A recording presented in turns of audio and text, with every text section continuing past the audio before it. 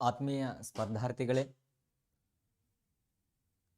ಪ್ರಾರಂಭದಲ್ಲಿ ಸಾಕಷ್ಟು ಎಕ್ಸಾಮ್ಗಳನ್ನು ಬರೆದಿರ್ತಕ್ಕಂತಹ ಆತ್ಮೀಯ ಸ್ಪರ್ಧಾರ್ಥಿಗಳೇ ಮತ್ತು ಮುಂಬರುವ ಸ್ಪರ್ಧಾತ್ಮಕ ಪರೀಕ್ಷೆಗಳಲ್ಲಿ ಭಾಗವಹಿಸಲಿರ್ತಕ್ಕಂತಹ ಸಾಕಷ್ಟು ಆತ್ಮೀಯ ನನ್ನ ಸ್ಪರ್ಧಾರ್ಥಿಗಳೇ, ತಮಗೆಲ್ಲರಿಗೂ ಇವತ್ತಿನ ದಿನದ ಶುಭಾಶಯಗಳನ್ನು ತಿಳಿಸ್ತೇನೆ. ತದನಂತರದಲ್ಲಿ ಸ್ಪರ್ಧಾಲೋಕಕ್ಕೆ ಚಿರಪರಿಚಿತನಾಗಿರತಕ್ಕಂತಹ ನನ್ನನ್ನು ಪರಿಚಿತನನ್ನಾಗಿ ಮಾಡತಕ್ಕಂತಹ ಗುರುಕುಲ ಕರಿಯರ್ ಅಕಾಡೆಮಿ ಧಾರವಾಡ ಸಂಸ್ಥೆಯ ನಿರ್ದೇಶಕರಾದ NM ಪಾಟೀಲ್ ಗುರುಗಳಿಗೆ ತುಂಬು ಹೃದಯದ ಧನ್ಯವಾದಗಳನ್ನು ಸಲ್ಲಿಸ್ತೇನೆ. ತದನಂತರದಲ್ಲಿ ಮೆಂಟಲ್ ಎಬಿಲಿಟಿಯಲ್ಲಿ 2 ಲೈನ್ ಮಾಸ್ಟರ್ ಎಂದೇ ಪ್ರಖ್ಯಾತರಾದ ಮತ್ತು ನನಗೆ ಮಾರ್ಗದರ್ಶಕರಾದ ಈಶ್ವರ್ ಗಿರಿ ಸರ್ ಅವರಿಗೆ ಧನ್ಯವಾದಗಳನ್ನು ಸಲ್ಲಿಸ್ತೇನೆ. ನನ್ನ ಬೋಧನೆಯಲ್ಲಿ ಸಾಕಷ್ಟು ಸಲಹೆ ಮತ್ತು ಸೂಚನೆಗಳನ್ನು ನೀಡ್ತಾ ಸದಾ ಮಾರ್ಗದರ್ಶಕರಾಗಿರ್ತಕ್ಕಂತಹ ನನ್ನ ಆತ್ಮೀಯ ಸಹೋದರಾದ ಅವಿನಾಶ್ ರಾಠೋಡ್ ಅವರಿಗೂ ನನ್ನ ವಂದನೆಗಳನ್ನು ಸಲ್ಲಿಸ್ತಾ ಹೋಗ್ತೀನಿ. ಆತ್ಮೀಯ ಸ್ಪರ್ಧಾರ್ಥಿಗಳೇ, ನೀವೆಲ್ಲ ಸಾಕಷ್ಟು ವಿಡಿಯೋಗಳನ್ನು ನೋಡಿರಬಹುದು. ಈ ಒಂದು ವಿಡಿಯೋದಲ್ಲಿ ಪ್ರಪ್ರಥಮ ಬಾರಿಗೆ ಏನಾಗ್ತದೆ, ಕರ್ನಾಟಕ ಇತಿಹಾಸದ ಏನಾಗ್ತಾರಪ್ಪ ಅಂತಾರೆ, ಪ್ರಾರಂಭಿಕ ಹಂತದಲ್ಲಿ ಯಾವ ಯಾವ ವಿಷಯಗಳನ್ನ ನಾವು ಅಭ್ಯಸಿಸ್ತೇವೆ ಅವನ್ನೆಲ್ಲವಾದ ಬಗ್ಗೆ ಮಾಹಿತಿಯನ್ನು ನೀಡ್ತೀನಿ. ದಯವಿಟ್ಟು ಯಾರು ವಿಡಿಯೋನ ಸ್ಕಿಪ್ ಮಾಡದೆ ನೋಡಿ. ನನ್ನ ಹೆಸರು ಈಶ್ವರ್ ಬೆಟದೂರ್ ಅಂತ, ಗುರುಕುಲ ಕರಿಯರ್ ಅಕಾಡೆಮಿ ಧಾರವಾಡದಲ್ಲಿ ಕರ್ನಾಟಕ ಇತಿಹಾಸದ ಉಪನ್ಯಾಸಕನಾಗಿ ಪಾಠ ಮಾಡ್ತಕ್ಕಂಥದ್ದು. ವಿದ್ಯಾರ್ಥಿಗಳೇ, ಸಾಕಷ್ಟು ಎಕ್ಸಾಮ್ದೊಳಗೆ ಇತಿಹಾಸ ಅಂತ ಬಂದರೆ ಆಧುನಿಕ ಭಾರತ ಮತ್ತು ಕರ್ನಾಟಕದ ಇತಿಹಾಸದ ಮೇಲೆ ಸಾಕಷ್ಟು ಕ್ವಶನ್ಸ್ಗಳು ಬಂದಿದ್ದಾವ. ಹಾಗಾಗಿ ಯಾವ ಕ್ವಶನ್ಸ್ಗಳು ಯಾವ ರೀತಿ ಫ್ರೇಮ್ ಆಗ್ತಾವ ಮತ್ತು ಯಾವ ಕ್ವಶನ್ಸ್ಗಳನ್ನು ಮುಂಬರುವ ಎಕ್ಸಾಮ್ದಲ್ಲಿ ಕೇಳ್ತಾರ ಮತ್ತು ಕೇಳಿದಾರ, ಆ ಎಲ್ಲ ವಿಷಯಗಳನ್ನು ಹೇಳ್ತಾ ಹೋಗ್ತೀನಿ. ದ ಫಸ್ಟ್ ಒನ್, ಕರ್ನಾಟಕ ಇತಿಹಾಸದಲ್ಲಿ ನಾವು ಸ್ಟಡಿ ಮಾಡ್ತಕ್ಕಂತಹ ವಿಷಯಗಳು ನಾವೆಲ್ಲ ಬರೀ ರಾಜ್ಯ ಮನೆತನಗಳ ಬಗ್ಗೆ ನೋಡ್ತಾ ಹೋಗ್ತೀವಿ. ಅದಕ್ಕಿಂತ ಬಿಫೋರ್ ಆಗಿ ಯಾವ ವಿಷಯಗಳನ್ನ ನಾವು ಅವುಗಳ ಬಗ್ಗೆ ಅಧ್ಯಯನ ಮಾಡ್ತೇವೆ ಅಂತ ನೋಡಿದಾಗ the first one listen here. ಇಲ್ಲಿ ಕರ್ನಾಟಕದ ಇತಿಹಾಸದಲ್ಲಿ ಅಭ್ಯಸಿಸುವಂತಹ ವಿಷಯಗಳನ್ನು ನೋಡ್ತಾ ಹೋದಾಗ, ಕರ್ನಾಟಕ ಇತಿಹಾಸದಲ್ಲಿ ಅಭ್ಯಸಿಸುವ ವಿಷಯಗಳನ್ನು ನೋಡ್ತಾ ಹೋದಾಗ ನಾನು ಈಚ್ ಆ್ಯಂಡ್ ಎವ್ರಿ ಒನ್ ಪಾಯಿಂಟನ್ನು ಎಕ್ಸ್ಪ್ಲೈನ್ ಮಾಡ್ತಾ ಹೋಗ್ತೀನಿ. ಇದು ಜಸ್ಟ್ ಬರೀ ಏನಾಗಿರ್ತದೆ ಅಂತಂದ್ರೆ, ಇದು ಇಂಡೆಕ್ಸ್ ಆಗಿದೆ, ಪರಿವಿಡಿ ಅಂತ ಹೇಳಿ ಕರಿತೀವಿ. ಫಸ್ಟ್ ಒನ್, ಕರ್ನಾಟಕ ಇತಿಹಾಸದ ಪ್ರಾಸ್ತಾವಿಕದಲ್ಲಿ 3 ಪಾಯಿಂಟ್ ಬರ್ತದೆ. ಕನ್ನಡ ಭಾಷೆಯ ಪ್ರಾಚೀನತೆ, ಬಹಳಷ್ಟು ಓಲ್ಡೆಸ್ಟ್ ಲ್ಯಾಂಗ್ವೇಜ್, ಹಾಗಾದ್ರೆ ಬಹಳಷ್ಟು ಹಳೆಯ ಕಾಲದಾಗಿರ್ತಕ್ಕಂಥ ಭಾಷೆ, ಅದರ ಇತಿಹಾಸ ಹೆಂಗಿರ್ತ ನೋಡ್ತೀವಿ. ಮತ್ತೆ ಕರ್ನಾಟಕದ ಹೆಸರಿನ ಪ್ರಾಚೀನತೆ ಎಲ್ಲಿ ಉಲ್ಲೇಖ ಆಗ್ತದ, ಕರ್ನಾಟಕ ಇತಿಹಾಸದ ಎಷ್ಟು 1000 ವರ್ಷಗಳ ಇತಿಹಾಸ ಯಾವ ಗ್ರಂಥದಲ್ಲಿ ಉಲ್ಲೇಖ ಆಗ್ತದ ಅದ್ರ ಬಗ್ಗೆ ನೋಡ್ತಕ್ಕಂಥದ್ದು. ಮತ್ತೆ ಕರ್ನಾಟಕದ ಇತಿಹಾಸದ ಮತ್ತು ಕರ್ನಾಟಕ ಪ್ರದೇಶದ ಅರ್ಥ ನೋಡ್ತಕ್ಕಂಥದ್ದು. ನೆಕ್ಸ್ಟ್, ಹಾಗಾದ್ರೆ ಕರ್ನಾಟಕದ ಇತಿಹಾಸಕ್ಕೆ ಮೂಲಾಧಾರಗಳು, ಅಂದ್ರೆ ಕರ್ನಾಟಕ ಇತಿಹಾಸದ ಮೂಲಾಧಾರಗಳು. ಕರ್ನಾಟಕ ಅಂದ್ಬಿಟ್ಲೆ ನಾವು ಏನಾಗ್ತಾರೆ, ಸ್ಟಡಿ ಮಾಡ್ಲಿಕ್ಕೆ ಸಾಕಷ್ಟು ಮೂಲಾಧಾರಗಳು ಇರ್ತದೆ. ಇತಿಹಾಸ ಅಂದ್ರೆ ಮೂಲಾಧಾರಗಳು ಬೇಕೇ ಬೇಕು, ಮೂಲಾಧಾರಗಳಿಲ್ಲ ಅಂದ್ರೆ ಇತಿಹಾಸನ ಇಲ್ವೇ ಇಲ್ಲ. ಹಾಗಾಗಿ ಪುರಾತತ್ವ ಮೂಲಾಧಾರಗಳು ಮತ್ತೆ ಸಾಹಿತ್ಯಿಕ ಮೂಲಾಧಾರಗಳು 2 ಪಾರ್ಟ್ಸ್ ಅನ್ನ ಮಾಡ್ತೀವಿ. ಸ್ಪರ್ಧಾರ್ಥಿಗಳೇ, ಆ ಪುರಾತತ್ವ ಮೂಲಾಧಾರಗಳಲ್ಲಿ ಭೂ ಉತ್ಖನನ ಮತ್ತೆ ಶಾಸನಗಳು, ಇನ್ಸ್ಕ್ರಿಪ್ಷನ್ಸ್, ನೆಕ್ಸ್ಟ್ ಏನಾಗ್ತಾರೆ ನಾಣ್ಯಗಳು. ಇದರ ಬಗ್ಗೆ ಕಂಪ್ಲೀಟ್ ಆಗಿರತಕ್ಕಂತಹ ಮಾಹಿತಿಗಳನ್ನು ಹೇಳ್ತಾ ಹೋಗ್ತೀನಿ. ಇನ್ನು ಸಾಹಿತ್ಯಿಕ ಆಧಾರದಲ್ಲಿ ಕನ್ನಡ ಭಾಷೆಯಲ್ಲಿ ರಚಿತವಾಗಿರತಕ್ಕಂತಹ ಕೃತಿಗಳು, ಸಂಸ್ಕೃತ ಭಾಷೆಯಲ್ಲಿ ರಚಿತವಾಗಿರತಕ್ಕಂತಹ ಕೃತಿಗಳು, ಪರ್ಷಿಯನ್ ಭಾಷೆಯಲ್ಲಿ ರಚಿತವಾಗಿರತಕ್ಕಂತಹ ಕೃತಿಗಳು ಬಹಳ ಕೇಳ್ತಾ ಹೋಗಿದಾರ ಕ್ವಶನ್ಸ್ಗಳು. ಫಾರ್ ಎಕ್ಸಾಂಪಲ್, ಶ್ರೀ ವಿಜಯ ಕನ್ನಡ ಭಾಷೆ ಒಳಗ ಕವಿರಾಜ್ಯ ಮಾರ್ಗ ಗ್ರಂಥ ಬರಿತನ, ಅದು ರಾಷ್ಟ್ರಕೂಟರ ಕೆಲ ರಾಜಕೀಯ ಅಂಶಗಳ ಬಗ್ಗೆ ತಿಳಿಸ್ತಾ ಹೋಗ್ತದ. ಅದೇ ರೀತಿ ಒಳಗ ಅದು ಪಂಪ ಆಗಿರ್ಬೋದು, ಪೊನ್ನ ಆಗಿರ್ಬೋದು, ರನ್ನ ಆಗಿರ್ಬೋದು, ಆ ಭಾಷೆಯ ಕೃತಿಗಳು ಯಾವ ಸಾಮ್ರಾಜ್ಯಗಳ ಯಾವ ರಾಜ್ಯ ಮನೆತನಗಳ ಬಗ್ಗೆ ಇತಿಹಾಸ ಹೇಳ್ತದ ಅದ್ರ ಬಗ್ಗೆ ಹೇಳ್ತೀನಿ. ಇಲ್ಲಿರ್ತಕ್ಕಂಥ ಜನ್ನ ಆಗಿರ್ಬೋದು, ನಾಗಚಂದ್ರ ಆಗಿರ್ಬೋದು, ಆ ಕೃತಿಗಳ ಬಗ್ಗೆ ಏನಾಗ್ತಾರೆ ಅಧ್ಯಯನ ಮಾಡ್ತಕ್ಕಂಥದ್ದು. ಮತ್ತೆ ಪರ್ಷಿಯನ್ ಭಾಷೆಯ ಕೃತಿಗಳ ಬಗ್ಗೆ ಅಧ್ಯಯನ ಮಾಡ್ತಾ ಹೋಗ್ತೀವಿ. ಇನ್ನು ಶಿಲಾಯುಗ ಮತ್ತು ಲೋಹಯುಗ. ಏನ್ ಸರ್, ನೀವು ಕರ್ನಾಟಕದಲ್ಲಿ ಶಿಲಾಯುಗ ಲೋಹಯುಗ? ಹೌದು, ಕರ್ನಾಟಕದಲ್ಲಿ ಶಿಲಾಯುಗ ಮತ್ತು ಲೋಹಯುಗ. ಈ ಶಿಲಾಯುಗವನ್ನ ವಿದ್ಯಾರ್ಥಿಗಳೇ ಮೂರು ಭಾಗ ಮಾಡ್ತೀವಿ. ಒಂದು Palaeolithic age and Mesolithic age and Neolithic age. Explain ಮಾಡ್ತಾ ಹೋಗ್ತೀನಿ. ಈ ಲೋಹಯುಗದೊಳಗ ಒಂದು ತಾಮ್ರಯುಗ ಮತ್ತೆ ಕಂಚಿನ ಯುಗ ಮತ್ತು ಕಬ್ಬಿಣ ಯುಗ ಅಂತ ಮಾಡ್ತಾ ಹೋಗ್ತೀನಿ. ಈ ಮೂರು ಭಾಗದಲ್ಲಿ ಸೊ ನೀವು ಅಬ್ಸರ್ವ್ ಮಾಡ್ರಿ, ಇಲ್ಲಿರ್ತಕ್ಕಂತಹ ಏನಾಗ್ತದ್ರ ತಾಮ್ರ ಯುಗವನ್ನ ಮತ್ತೆ ಕಂಚಿನ ಯುಗವನ್ನ ಮತ್ತು ಕಂಚಿನ ಯುಗ ಇದೆಯಲ್ಲ, ಇವು ಎರಡನ್ನ ಮಿಕ್ಸ್ ಮಾಡಿ ಏನಂತ ಹೇಳ್ತಾ ಕರೀತಾರ ಚಾಲ್ಕೋಲಿಥಿಕ್ ಏಜ್. ಹಾಗಾದ್ರೆ ಚಾಲ್ಕೋಲಿಥಿಕ್ ಅಂತ ಏಜ್ ಅಂತ ಏನಾಗ್ತಾರ, ಸೊ ಚಾಲ್ಕೋಲಿಥಿಕ್ ಏಜ್ ಅಂತ ಏನಾಗ್ತಾರ ಕರೀತಕ್ಕಂಥದ್ದು. ಇದರ ಬಗ್ಗೆ ಸ್ಟಡಿ ಮಾಡ್ತಾ ಹೋಗ್ತೀವಿ. ತಾಮ್ರ ಯುಗ ಮತ್ತು ಕಂಚಿನ ಯುಗವನ್ನ ಸೇರಿಸಿ ಚಾಲ್ಕೋಲಿಥಿಕ್ ಏಜ್ ಅಂತ ಹೇಳಿ ಕರೀತಾರ. ಇದರ ಬಗ್ಗೆ ಅಧ್ಯಯನ ಮಾಡ್ತೀವಿ. ಎಸ್, ತದನಂತರದಲ್ಲಿ ನೋಡ್ತಾ ಹೋದಾಗ ಹಾಗಾರ ಇದರ ನಂತರದ ಕಾಲಮಾನದಲ್ಲಿ ನಂತರದ ಸೆಕೆಂಡ್ ಚಾಪ್ಟರ್ ನೋಡ್ತಾ ಹೋದಾಗ ಇಲ್ಲಿ ಕರ್ನಾಟಕದ ಇತಿಹಾಸದಲ್ಲಿ ಆಳ್ವಿಕೆ ಮಾಡತಕ್ಕಂತಹ ಕೆಲವಷ್ಟು ರಾಜ್ಯ ಮನೆತನಗಳ ಬಗ್ಗೆ, ಕರ್ನಾಟಕದ ಇತಿಹಾಸವನ್ನ ಅಂದ್ರೆ ಕರ್ನಾಟಕ ಪ್ರದೇಶವನ್ನ ಆಳ್ವಿಕೆ ಮಾಡಿದ ರಾಜ್ಯ ಮನೆತನಗಳ ಬಗ್ಗೆ ನೋಡ್ತಕ್ಕಂಥದ್ದು. ದ ಫಸ್ಟ್ ಒನ್ ನೋಡ್ತಾ ಹೋದಾಗ ಇಲ್ಲಿ ನೋಡ್ರಿ, ಕರ್ನಾಟಕವನ್ನಾಳಿದ ರಾಜ್ಯ ಮನೆತನಗಳಲ್ಲಿ ದ ಫಸ್ಟ್ ಒನ್ ಇಡೀ ದಕ್ಷಿಣ ಭಾರತದಲ್ಲಿ ಆಳ್ವಿಕೆ ಮಾಡಿದ ಮೊದಲ ರಾಜ್ಯ ಮನೆತನ ಶಾತವಾಹನರ ಬಗ್ಗೆ. ತದನಂತರದಲ್ಲಿ ಕನ್ನಡಿಗರೇ ಕರ್ನಾಟಕದಲ್ಲಿ ಸ್ಥಾಪನೆ ಮಾಡಿರ್ತಕ್ಕಂತಹ ಬನವಾಸಿಯ ಕದಂಬರ ಬಗ್ಗೆ. ನೆಕ್ಸ್ಟು ಕರ್ನಾಟಕದಲ್ಲಿ ಎಲ್ಲ ಕ್ವಶನ್ಸ್ಗಳು ಬಂದಿರೋದೇ ಇದು. ಕರ್ನಾಟಕದಲ್ಲಿ ಅತಿ ದೀರ್ಘಕಾಲ ಆಳ್ವಿಕೆ ಮಾಡಿದ ತಲಕಾಡಿನ ಗಂಗರ ಬಗ್ಗೆ. 6ನೇ ಶತಮಾನದಲ್ಲಿ ದಕ್ಷಿಣ ಭಾರತದಲ್ಲಿ ಅಮೋಘವಾಗಿ ಆಳ್ವಿಕೆ ಮಾಡತಕ್ಕಂತಹ ಬಾದಾಮಿ ಚಾಲುಕ್ಯರ ಬಗ್ಗೆ. ತದನಂತರದಲ್ಲಿ ಸೊಗರೆ ಸಾಕಷ್ಟು ಮಟ್ಟಿಗೆ ಆ ಕಲ್ಲಿನೊಳಗ ಸಾಕಷ್ಟು ಗುಹಾಂತರ ದೇವಾಲಯಗಳನ್ನ ನಿರ್ಮಾಣ ಮಾಡತಕ್ಕಂತಹ ಮಾನ್ಯಕೇಟದ ರಾಷ್ಟ್ರಕೂಟರ ಬಗ್ಗೆ. ತದನಂತರದಲ್ಲಿ ಅಲ್ಲಿ ವಿಕ್ರಮ ಶಕೆ ಅಂತ ಹೇಳಿ ಬರ್ತದ 1076. ಆ ವಿಕ್ರಮ ಶಕೆ ಅಂತ ಹೇಳಿ ಬರ್ತದ 6ನೇ ವಿಕ್ರಮಾದಿತ್ಯ ಶ್ರೇಷ್ಠನಾಗಿರ್ತಕ್ಕಂತಹ ಕಲ್ಯಾಣದ ಚಾಲುಕ್ಯರ ಬಗ್ಗೆ. ತದನಂತರದಲ್ಲಿ ಕಲ್ಯಾಣದ ಚಾಲುಕ್ಯರ ಅವಧಿಯಲ್ಲಿ ಸುಮಾರು 21 ರಿಂದ 22 ವರ್ಷಗಳ ಕಾಲ ಕಲ್ಯಾಣದಿಂದ ಕಲಚುರಿಗಳು ಆಳ್ವಿಕೆ ಮಾಡ್ತಾರ, ಅವರ ಬಗ್ಗೆ ಹೇಳ್ತಾ ಹೋಗ್ತೀನಿ. ತದನಂತರದಲ್ಲಿ ಬಹಳಷ್ಟು ಆರ್ಟ್ ಆ್ಯಂಡ್ ಆರ್ಕಿಟೆಕ್ಚರ್ ಅಂತ ನಾವು ಕಲೆ ಮತ್ತು ವಾಸ್ತುಶಿಲ್ಪ. ಈ ಕಲೆ ಮತ್ತು ವಾಸ್ತುಶಿಲ್ಪಕ್ಕೆ ಅಮೋಘವಾಗಿರ್ತಕ್ಕಂಥ ಕೊಡುಗೆಯನ್ನು ಕೊಟ್ಟಿರ್ತಕ್ಕಂಥದ್ದೇ ದ್ವಾರ ಸಮುದ್ರದ ಹೊಯ್ಸಳರು. ಅದು ಏಕಕೂಟ ದೇವಾಲಯ, ದ್ವಿಕೂಟ ದೇವಾಲಯ, ತ್ರಿಕೂಟ ದೇವಾಲಯ, ಚತುಷ್ಕೂಟ ದೇವಾಲಯ, ಪಂಚಕೂಟ ದೇವಾಲಯಗಳ ಬಗ್ಗೆ ಅಧ್ಯಯನ ಮಾಡ್ತಕ್ಕಂಥದ್ದು, ಮತ್ತೆ ಅವರ ರಾಜಕೀಯ ಇತಿಹಾಸದ ಬಗ್ಗೆ ಅಧ್ಯಯನ ಮಾಡ್ತಕ್ಕಂಥದ್ದು.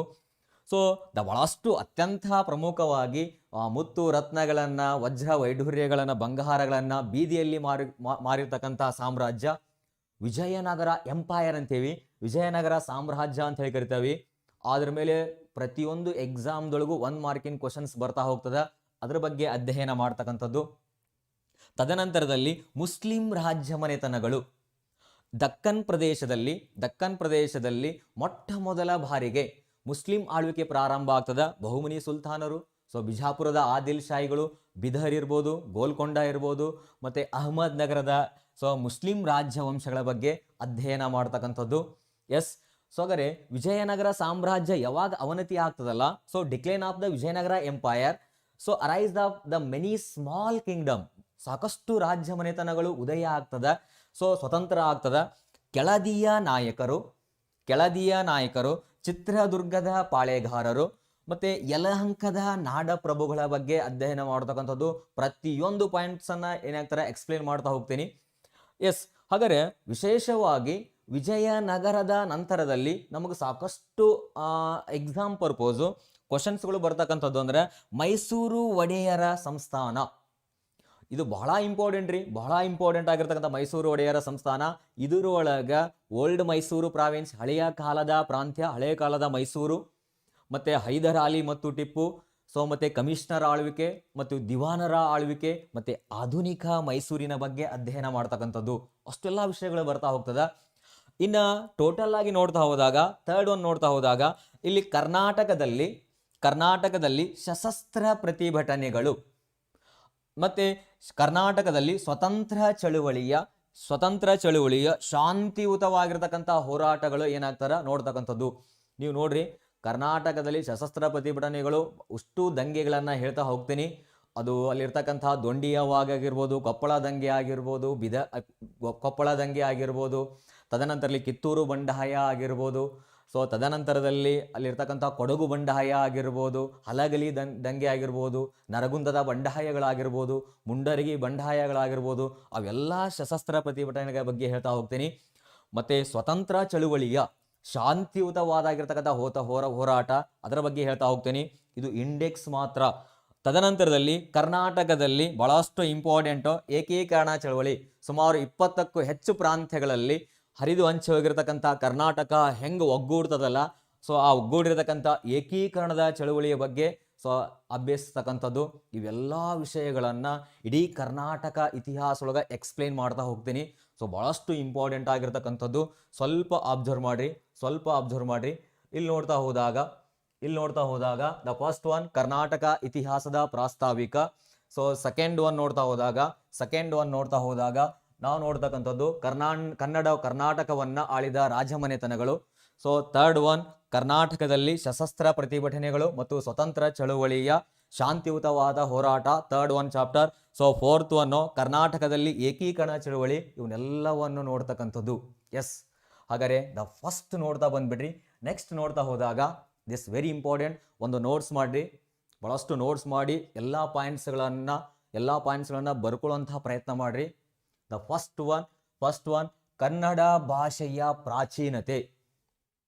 ಎಷ್ಟು ಸಾವಿರ ವರ್ಷ ಕನ್ನಡ ಮಾತಾಡಲಿಕ್ಕೆ ಅಷ್ಟು ಸುಂದರವಾಗಿರ್ತಕ್ಕಂಥ ಲ್ಯಾಂಗ್ವೇಜ್ ನಮ್ಮದು, ಬಹಳ ಅದ್ಭುತವಾಗಿರ್ತಕ್ಕಂತಹ ಲ್ಯಾಂಗ್ವೇಜು. ಹಾಗಾದರೆ ಈ ಕನ್ನಡ ಭಾಷೆಯ ಒಂದು ಪ್ರಾಚೀನತೆಯನ್ನು ನೋಡ್ತಾ ಹೋದಾಗ ಕನ್ನಡ ಭಾಷೆಯು ಸುಮಾರು 2000 ವರ್ಷಗಳ, ಒಂದಲ್ಲ ಎರಡಲ್ಲ ರೀ, 2000 ವರ್ಷಗಳ ಇತಿಹಾಸ ಹೊಂದಿರತಕ್ಕಂತಹ ಭಾಷೆ. ಕನ್ನಡ ಭಾಷೆಯು ಕ್ರಿಸ್ತಶಕ 300ರ ವೇಳೆಗೆ, ಅಂದರೆ 3ನೇ ಶತಮಾನ 300ರ ವೇಳೆಗೆ ಅಸ್ತಿತ್ವಕ್ಕೆ ಬಂದಿರತಕ್ಕಂತಹ ಭಾಷೆ. ಕನ್ನಡ ಭಾಷೆಯು ಕ್ರಿಸ್ತಶಕ 300ಕ್ಕಿಂತ ಮುಂಚೆ ದ್ರಾವಿಡ ಭಾಷೆಯಲ್ಲಿ ವಿಲೀನವಾಗಿತ್ತು. ಹಾಗಾದರೆ 300ಕ್ಕಿಂತ ಮುಂಚೆ ಕನ್ನಡ ಭಾಷೆಯು ದ್ರಾವಿಡ ಭಾಷೆಯಲ್ಲಿ ವಿಲೀನವಾಗಿತ್ತು. ಹಾಗಾದರೆ ಟೋಟಲ್ ಆಗಿ ನೋಡ್ತಾ ಹೋದಾಗ ದಕ್ಷಿಣ ಭಾರತದಲ್ಲಿ ನಾವು ಕರ್ನಾಟಕ, ಕೇರಳ, ತಮಿಳುನಾಡು, ಆಂಧ್ರ ಪ್ರದೇಶ, ತೆಲಂಗಾಣ ಅಂತ ಹೇಳಿ ಕರಿತಾವಲ್ಲ, ಆ ದಕ್ಷಿಣ ಭಾರತದಲ್ಲಿ ಏಕೈಕ ಭಾಷೆ ದ್ರಾವಿಡ ಭಾಷೆ. ಎಸ್, ದಕ್ಷಿಣ ಭಾರತದ ಏಕೈಕ ಭಾಷೆ ದ್ರಾವಿಡ ಭಾಷೆ. ಹಾಗಾದರೆ ದ್ರಾವಿಡ ಭಾಷೆಯಿಂದ, ದಿಸ್ ವೆರಿ ಇಂಪಾರ್ಟೆಂಟ್, ದ್ರಾವಿಡ ಭಾಷೆಯಿಂದ ಮೊದಲಿಗೆ ಬೇರ್ಪಟ್ಟ ಭಾಷೆ, ಸೊ ಅದು ನಮ್ಮ ಭಾಷೆ ಕನ್ನಡ ಭಾಷೆ 3ನೇ ಶತಮಾನದೊಳಗೆ. ಹಾಗಾದರೆ ದ್ರಾವಿಡ ಭಾಷಾ ವರ್ಗದಿಂದ ಮೊದಲಿಗೆ ಬೇರ್ಪಟ್ಟ ಭಾಷೆ ಕನ್ನಡ ಭಾಷೆ ಕ್ರಿಸ್ತಶಕ 3ನೇ ಶತಮಾನದಲ್ಲಿ. ಸರಿ, ಓಕೆ ಸರ್, ಪ್ರಶ್ನೆ ಹೆಂಗೆ ಅರೈಸ್ ಆಗ್ತದೆ ಇದ್ರ ಮೇಲೆ ಅಂದಾಗ, ದ್ರಾವಿಡ ಭಾಷೆಯಲ್ಲಿ ಎಸ್ಡಿಎ ಕ್ವಶನ್ ಇದು, ದ್ರಾವಿಡ ಭಾಷೆಯಲ್ಲಿ ಅತ್ಯಂತ ಪ್ರಸಿದ್ಧವಾದ ಭಾಷೆ ಯಾವುದು? ಎಸ್, ತಮಿಳು ಭಾಷೆ. ದ್ರಾವಿಡ ಭಾಷಾ ವರ್ಗದಲ್ಲಿ ಅತ್ಯಂತ ತಮಿಳು ಭಾಷೆ ಪ್ರಬಲವಾದ ಭಾಷೆ. ಇದನ್ನು ಎಸ್ಡಿಎ ಎಕ್ಸಾಮ್ ಕೇಳಿದಾರ. ಎಸ್, ಹಾಗಾದರೆ ಸರ್ ಓಕೆ, ದ್ರಾವಿಡ ಭಾಷೆಯಲ್ಲಿ ತಮಿಳಿನ ನಂತರ ಕನ್ನಡಕ್ಕೆ ಎರಡನೆಯ ಸ್ಥಾನ ಅಂತ ಏನಾಗ್ತಾರೆ ಕರಿತಕ್ಕಂಥದ್ದು ಪ್ರಬಲವಾದ ಭಾಷೆಗಳು. ಹಾಗಾದರೆ ದ್ರಾವಿಡ ಭಾಷಾ ವರ್ಗದಲ್ಲಿ ಒಟ್ಟು ಭಾಷೆಗಳ ಸಂಖ್ಯೆ 5. ಹಾಗಾದರೆ ದ್ರಾವಿಡ ಭಾಷಾ ವರ್ಗದಲ್ಲಿ ಒಂದು ತಮಿಳು, ಕನ್ನಡ, ತೆಲುಗು, ಮಲಯಾಳಂ, ತುಳು ಭಾಷೆಗಳು ಪ್ರಮುಖ ಭಾಷೆಗಳು. ಸರಿ, ಹಾಗಾದರೆ ಈ 5 ಭಾಷೆಗಳಲ್ಲಿ ತುಳು ಭಾಷೆಗೆ ಸ್ವಂತ ಲಿಪಿ ಇಲ್ಲ, ಅಂದ್ರೆ ಲಿಪಿ ಬರವಣಿಗೆ ಇಲ್ಲ ಅಂತ ಅರ್ಥ. ಹಾಗಾದರೆ ಸ್ವಂತ ಲಿಪಿ ಇಲ್ಲ. ಈ ತುಳು ಭಾಷೆ ಕನ್ನಡ ಲಿಪಿಯನ್ನ ಬಳಸ್ಕೊಳ್ತದ. ಮಾತನಾಡೋದು ತುಳು ಮಾತಾಡ್ತಾರ ಸ್ಪರ್ಧಾರ್ಥಿಗಳೇ, ಮಾತನಾಡೋ ಭಾಷೆ ಏನಾಗ್ತಪ್ಪ ಅಂದ್ರೆ ತುಳು ಆಗಿರ್ತದ. ಲಿಪಿಯನ್ನು ನೋಡಿದಾಗ, ಬರವಣಿಗೆ ಅಂತ ನೋಡ್ತಾ ಹೋದಾಗ ಅದು ಕನ್ನಡ ಲಿಪಿಯನ್ನ ಬಳಸ್ಕೊಳ್ತದ. ಎಸ್, ಹಾಗಾದರೆ ವಿಶೇಷವಾಗಿ ತುಳು ಭಾಷೆ ಕನ್ನಡ ಲಿಪಿಯಲ್ಲಿ ಒಂದು ಕೃತಿ ರಚನೆ ಆಗ್ತದ, ಬಹಳಷ್ಟು ಇಂಪಾರ್ಟೆಂಟ್ ಆಗಿರ್ತಕ್ಕಂಥದ್ದು. ತುಳು ಭಾಷೆ ಕನ್ನಡ ಲಿಪಿಯಲ್ಲಿ ರಚಿತವಾದ ಕೃತಿ ಮಂದಾರ ರಾಮಾಯಣ. ತುಳು ಭಾಷೆ ಕನ್ನಡ ಲಿಪಿಯಲ್ಲಿ ರಚಿತವಾದ ಕೃತಿ ಮಂದಾರ ರಾಮಾಯಣ. ಇದನ್ನ ಬರೆದಕ್ಕಂಥದ್ದು ಮಂದಾರ ಕೇಶವ ಭಟ್ಟ. ಮಂದಾರ ಕೇಶವ ಭಟ್ಟ ಈ ಕೃತಿಯನ್ನ ಬರಿತಾನ. ಸೊ ಇದು ಏನಾಗ್ತಾರ, ತುಳು ಭಾಷೆ ಕನ್ನಡ ಲಿಪಿಯಲ್ಲಿ ರಚಿತವಾಗಿರ್ತಕ್ಕಂತಹ ಏನಾಗ್ತಾರ ಕೃತಿ ಆಗ್ತದ. ಸೊ ಇದು ಕನ್ನಡ ಭಾಷೆಯ ಪ್ರಾಚೀನತೆ, ಕನ್ನಡ ಭಾಷೆಯ ಪ್ರಾಚೀನತೆ. Yes, okay. The next one ಹಾಗಾದ್ರೆ ಕರ್ನಾಟಕದ ಹೆಸರಿನ ಪ್ರಾಚೀನತೆ. ಹಾಗಾದ್ರೆ ಕರ್ನಾಟಕದ ಹೆಸರಿನ ಪ್ರಾಚೀನತೆ ನೋಡ್ತಾ ಹೋದಾಗ ಸರ್, ಹಾಗಾದ್ರೆ ಕರ್ನಾಟಕ ಪ್ರದೇಶ ಇತ್ತು, ಮತ್ತೆ ಕನ್ನಡ ನಾಡು ಇತ್ತು, ಹಾಗಾದ್ರೆ ಅದ್ರ ಉಲ್ಲೇಖ ಎಲ್ಲಿ ಕಂಡು ಬರ್ತದ ಕೇಳಿದಾರೆ. SDA ಕ್ವಶನ್ಸ್ ಮತ್ತೆ FDA ಒಳಗ ಮತ್ತೆ KS ಎಕ್ಸಾಮ್ ಕೇಳಿದಾರ. ಲಿಸನ್ ಇಯರ್, ಸ್ವಲ್ಪ ಇದ್ರದ ಡೆಪ್ತ್ ಆಗಿ ನೋಡ್ತಾ ಹೋದಾಗ ಪಾಣಿನಿ ಅಂತ ಹೇಳಿ ಬರ್ತಾನ. ಈತ ಸಂಸ್ಕೃತದ ವ್ಯಾಕರಣಕಾರ. ಪಾಣಿನಿ ಸಂಸ್ಕೃತದ ವ್ಯಾಕರಣಕಾರನಾಗಿರ್ತಕ್ಕಂಥ ಈತ ತನ್ನ ಅಷ್ಟಾಧ್ಯಾಯ ಗ್ರಂಥದಲ್ಲಿ ಸೊ ಲಿಸನ್ ಇಯರ್, ಕರ್ನಾಟಕ ಎಂಬ ಪದವನ್ನ ಯೂಸ್ ಮಾಡ್ತಾನ. ಆ ಕರ್ನಾಟಕ ಇದೆಯಲ್ಲ, ಒಂದು ಗೋತ್ರ ಜನರ ಬಗ್ಗೆ ಅಂದ್ರೆ ಒಂದು ಜಾತಿಯ ಬಗ್ಗೆ ಅಂತದ, ಪ್ರದೇಶ ಅಲ್ಲ. ಪಾಣಿನಿ ಸಂಸ್ಕೃತ ವ್ಯಾಕರಣಕಾರ ತನ್ನ ಅಷ್ಟಾಧ್ಯಾಯ ಗ್ರಂಥದಲ್ಲಿ ಕರ್ನಾಟಕ ಎಂಬ ಪದವನ್ನ ಬಳಸ್ತಾನ. ಆ ಕರ್ನಾಟಕ ಪದ ಇದೆಯಲ್ಲ, ಒಂದು ಗೋತ್ರದ ಬಗ್ಗೆ, ಒಂದು ಜನರ ಜಾತಿಯ ಬಗ್ಗೆ ತಿಳಿಸ್ತಕ್ಕಂಥದ್ದು. ಹಾಗಾದ್ರೆ KS ಕ್ವಶನ್ ಏನ್ ಕೇಳಿದಾರ ಅಂದ್ರ, ಕರ್ನಾಟಕದ ಪ್ರದೇಶದ ಸೂಚ್ಯ ಅಂದ್ರೆ ಗುರುತು, ಸೂಚ್ಯ ಅಥವಾ ಉಲ್ಲೇಖ ಪ್ರಪ್ರಥಮ ಬಾರಿಗೆ ಎಲ್ಲಿ ಕಂಡು ಬರ್ತದ? KS ಕ್ವಶನ್ ಇದು. ಹಾಗಾದ್ರೆ ಕರ್ನಾಟಕದ ಸೂಚ್ಯ ಅಥವಾ ಉಲ್ಲೇಖ ಮೊಟ್ಟ ಮೊದಲಿಗೆ ಕಂಡು ಬರುವುದು KS ಕ್ವಶನ್. ಅದು ಮಹಾಭಾರತದ ಸಭಾ ಮತ್ತು ಭೀಷ್ಮ ಪರ್ವದಲ್ಲಿ ಮಾತ್ರ ಕರ್ನಾಟಕ ಪ್ರದೇಶದ ಉಲ್ಲೇಖಗಳು ಕಂಡು ಬರ್ತದ. ಎಸ್, ಹಾಗಾದ್ರೆ ಕರ್ನಾಟಕ ಎಂಬ ಅಂದ್ರೆ ನೋಡ್ರಿ, ಆ ಮಹಾಭಾರತದ ಭೀಷ್ಮ ಮತ್ತು ಸಭಾ ಪರ್ವದಲ್ಲಿ ಕಂಡು ಬರ್ತದ. ಕರ್ನಾಟಕ ಹೆಸರು ಕರ್ನಾಟಕ ಅಲ್ಲ, ಮತ್ತೆ ಈ ಕರ್ನಾಟಕ ಅಲ್ಲ. ಸೊ ಲಿಸನ್ ಇಯರ್, ಇಲ್ಲಿ ನಾವು ನೋಡ್ತಾ ಹೋದಾಗ ಹಿಂಗ್ ಕರ್ನಾಟಕ ಅಂತಿಲ್ಲ, ಅದು ಕರ್ನಾಟಕ ಈಗಿದೆಯಲ್ಲ, ಕರ್ನಾಟಕ ಅಂತ ಹಿಂಗಿಲ್ಲ ಅದು. ಸೊ ಲಿಸನ್ ಇಯರ್, ಅಲ್ಲಿ ಇರ್ತಕ್ಕಂಥದ್ದು ಏನಿದೆ ಅಂದ್ರ ಕರ್ನಾಟಕ ಎಂಬ ಶಬ್ದ ಏನಾಗ್ತಾರ, ಮಹಾಭಾರತದ ಕುಂಭಕೋಣಂ ಆವೃತ್ತಿಯಲ್ಲಿ ಮಾತ್ರ ಕಂಡು ಬರ್ತದ. ಮಹಾಭಾರತದ ಕುಂಭಕೋಣಂ ಆವೃತ್ತಿಯೊಳಗ ಮಾತ್ರ ಕಂಡು ಬರ್ತಕ್ಕಂಥದ್ದು. ಎಸ್, ಹಾಗಾದ್ರೆ ಇನ್ನೊಂದು ಮಹಾಭಾರತದ ಪುಣೆ ಆವೃತ್ತಿಯಲ್ಲಿ ಕುಂತಳ ಉನ್ನೆತೆಕ್ಕೆ ಅಂತ ಹೇಳಿ ಕರೀತಕ್ಕಂಥದ್ದು. ಹಾಗಾದ್ರೆ ಏನು ಪುಣೆ ಆವೃತ್ತಿಯಲ್ಲಿ ಕುಂತಳ ಮತ್ತು ಉನ್ನೆತೆಕ್ಕೆ ಅಂದ್ರೆ ಏನು? S, okay. ಉನ್ನೆತೆಕ್ಕೆ ಅಂದ್ರ ಎತ್ತರವಾದ ನೆಲ. ವಿದ್ಯಾರ್ಥಿಗಳೇ, ಸೊ ದಕ್ಷಿಣ ಭಾರತದಲ್ಲಿ ವಿಸ್ತೀರ್ಣದಲ್ಲೇ ಏನಾಗ್ತಾರ ಅತ್ಯಂತ ದೊಡ್ಡ ರಾಜ್ಯ ಅಂದ್ರೆ ಕರ್ನಾಟಕ. ಮತ್ತೆ ನೋಡ್ತಾ ಹೋದಾಗ ಸೊ ಕರ್ನಾಟಕ ಎಲ್ಲಾ ದಕ್ಷಿಣ ಭಾರತ ರಾಜ್ಯಗಳಿಂದ ಎತ್ತರವಾದಲ್ಲಿ ಇರ್ತಕ್ಕಂಥ ಸ್ಥಳ ಅಂತ ಏನಾಗ್ತಪ್ಪ ಅಂದ್ರ ಉಲ್ಲೇಖ ಆಗಿರ್ತಕ್ಕಂಥದ್ದು. ಹಾಗಾದ್ರೆ ಇನ್ನೊಂದು ಕುಂತಳ ಅಂತ ಹೇಳಿ ಬರ್ತದ. ಅಂದ್ರೆ ಆಗಿನ ಕಾಲದೊಳಗೆ ಮಹಾಭಾರತ ಒಳಗೆ ಕುಂತಳ ಅಂದ್ರೆ ಕರ್ನಾಟಕಕ್ಕೆ ಕರೀತಕ್ಕಂಥ ಹೆಸರು ಅಂತ ಏನಾಗ್ತಾರ ಉಲ್ಲೇಖ ಆಗಿರ್ತಕ್ಕಂಥದ್ದು. ಎಸ್, ಹಾಗಾದ್ರೆ ಇದು ಮಹಾಭಾರತ ಆಯಿತು, ಪಾಣಿನಿ ಆಯಿತು. ಹಲವಾರು ತಮಿಳು ಶಾಸನಗಳಲ್ಲಿ ಕರ್ನಾಟಕದ ಪ್ರದೇಶದ ಉಲ್ಲೇಖ ಕಂಡುಬರ್ತದ ವಿದ್ಯಾರ್ಥಿಗಳೇ. ಎಸ್, ತಮಿಳಿನ ಶ್ರೇಷ್ಠ ಕವಿ ಆಗಿರ್ತಕ್ಕಂತಹ ತೊಳ್ಕಾಪಿಯರನ, each and every one point importants. Yes, okay. Tolkappiyam ಗ್ರಂಥದಲ್ಲಿ ನೋಡ್ರಿ, ಕರುನಾಢರ್. ಯಾರು ವಿಡಿಯೋ ಸ್ಕಿಪ್ ಅನ್ನ ಮಾಡ್ತಿಲ್ಲ ಅವ್ರಿಗೆ ಏನು ಅರ್ಥ ಆಗುದಿಲ್ಲ, ಪ್ರತಿಯೊಂದು ಪಾಯಿಂಟ್ಸ್ ಅನ್ನ ಎಕ್ಸ್ಪ್ಲೈನ್ ಮಾಡ್ತಾ ಹೋಗ್ತಾ ಇದ್ದೀನಿ, each and every one points. ಹಾಗಾದ್ರೆ ತೊಳ್ಕಾಪಿಯಂ ಗ್ರಂಥದಲ್ಲಿ ಕರುನಾಢರ್ ಎಂಬ ಉಲ್ಲೇಖ. ನೋಟ್ಸ್ ಅನ್ನ ಮಾಡ್ಕೋರಿ ದಯವಿಟ್ಟು. ಸೊ ನೆಕ್ಸ್ಟ್ ನೋಡ್ತಾ ಹೋದಾಗ ತಮಿಳಿನ ತೊಳ್ಕಾಪಿಯಂ ಗ್ರಂಥದಲ್ಲಿ ಕರುನಾಢರ್ ಎಂಬ ಉಲ್ಲೇಖ ಕಂಡು ಬರತಕ್ಕಂಥದ್ದು. ಎಸ್, ದ ನೆಕ್ಸ್ಟ್ ಒನ್ ಹಾಗಾದ್ರೆ ವರಾಹಮಿಹಿರ ಅಂತ ಹೇಳಿ ಬರ್ತಾನ. ವರಾಹಮಿಹಿರನ ಬೃಹತ್ ಸಂಹಿತೆಯಲ್ಲಿ ಕರ್ನಾಟ ಎಂಬ ಉಲ್ಲೇಖ ಕಂಡು ಬರ್ತದ. ಕರ್ನಾಟಕ ಇತ್ತು ಅಂತ ಉಲ್ಲೇಖಗಳು ಅವೆಲ್ಲ. ಮತ್ತೆ ನೀವು ಆಲ್ಮೋಸ್ಟ್ ಅಲ್ಲಿ ಇವ್ರ ಹೆಸರು ಕೇಳಿರ್ಬೋದು, ಶೂದ್ರಕ ಮೃಚ್ಛಕಟಿಕ ಗ್ರಂಥವನ್ನ ಬರೀತಾನ. ಆ ಗ್ರಂಥದಲ್ಲಿ ಕನಾಟ ಎಂಬ ಉಲ್ಲೇಖ. ಸೊ ಕನಾಟ ಎಂಬ ಉಲ್ಲೇಖ ಏನಾಗ್ತಪ್ಪ ಅಂದ್ರ ಕಂಡು ಬರ್ತಕ್ಕಂಥದ್ದು. ನೆಕ್ಸ್ಟ್ ಶ್ರೀ ವಿಜಯನ ಕವಿರಾಜ್ಯ ಮಾರ್ಗ ಗ್ರಂಥದಲ್ಲಿ. ಕನ್ನಡದ ಮೊಟ್ಟ ಮೊದಲ ಉಪಲಬ್ಧ ಕೃತಿ ಶ್ರೀ ವಿಜಯನ ಕವಿರಾಜ್ಯ ಮಾರ್ಗ ಗ್ರಂಥದಲ್ಲಿ ಕನ್ನಡ ನಾಡು ಅಂತ ಏನಾಗ್ತಾರ ಉಲ್ಲೇಖ ಆಗಿರ್ತಕ್ಕಂಥದ್ದು. ಅಷ್ಟೇ ಅಲ್ಲ, ತಮಿಳಿನ ಶ್ರೇಷ್ಠ ಕವಿಯಾದ ಇಳಿಂಗೋ ಅಡಿಗಲ್ ಅಂತ ಹೇಳ್ತೀವಿ. ಇಳಿಂಗೋ ಅಡಿಗಲ್ ಕೃತಿಯಲ್ಲಿ ಇಳಿಂಗೋ ಅಡಿಗಲ್ ಬರತಕ್ಕಂತಹ ಸಿಲಪ್ಪದಿಗಾರಂ ಕೃತಿಯಲ್ಲಿ ಏನಾಗ್ತದಂದ್ರೆ ಕರುನಾಡ ಅಥವಾ ಕರುನಾಟಕ ಎಂಬ ಉಲ್ಲೇಖ ಇದೆ. ಬಹಳ ಇಂಪಾರ್ಟೆಂಟು. ಮತ್ತೆ ಬಾದಾಮಿ ಚಾಲುಕ್ಯರ ಸೈನ್ಯವನ್ನ ಕರ್ನಾಟ ಬಲ ಅಂತ ಏನಾಗ್ತಾರ ಕರೀತಕ್ಕಂಥದ್ದು. ಎಸ್, ನೆಕ್ಸ್ಟ್ ನೋಡ್ತಾ ಹೋದಾಗ ಇವು ಕರ್ನಾಟಕ ಪ್ರದೇಶದ ಉಲ್ಲೇಖಗಳಾದ್ರ ಸ್ವಲ್ಪ ಅದರ ಅರ್ಥವನ್ನು ನೋಡೋದಾದ್ರೆ, ಕರ್ನಾಟಕದ ಪ್ರದೇಶದ ಅರ್ಥವನ್ನು ನೋಡೋದಾದ್ರೆ, ಸೊ ಕಾವೇರಿಯಿಂದ ಕವಿರಾಜ್ಯ ಮಾರ್ಗಗಳು ಹೇಳ್ತದ, ಅದು KS ಕ್ವಶನ್.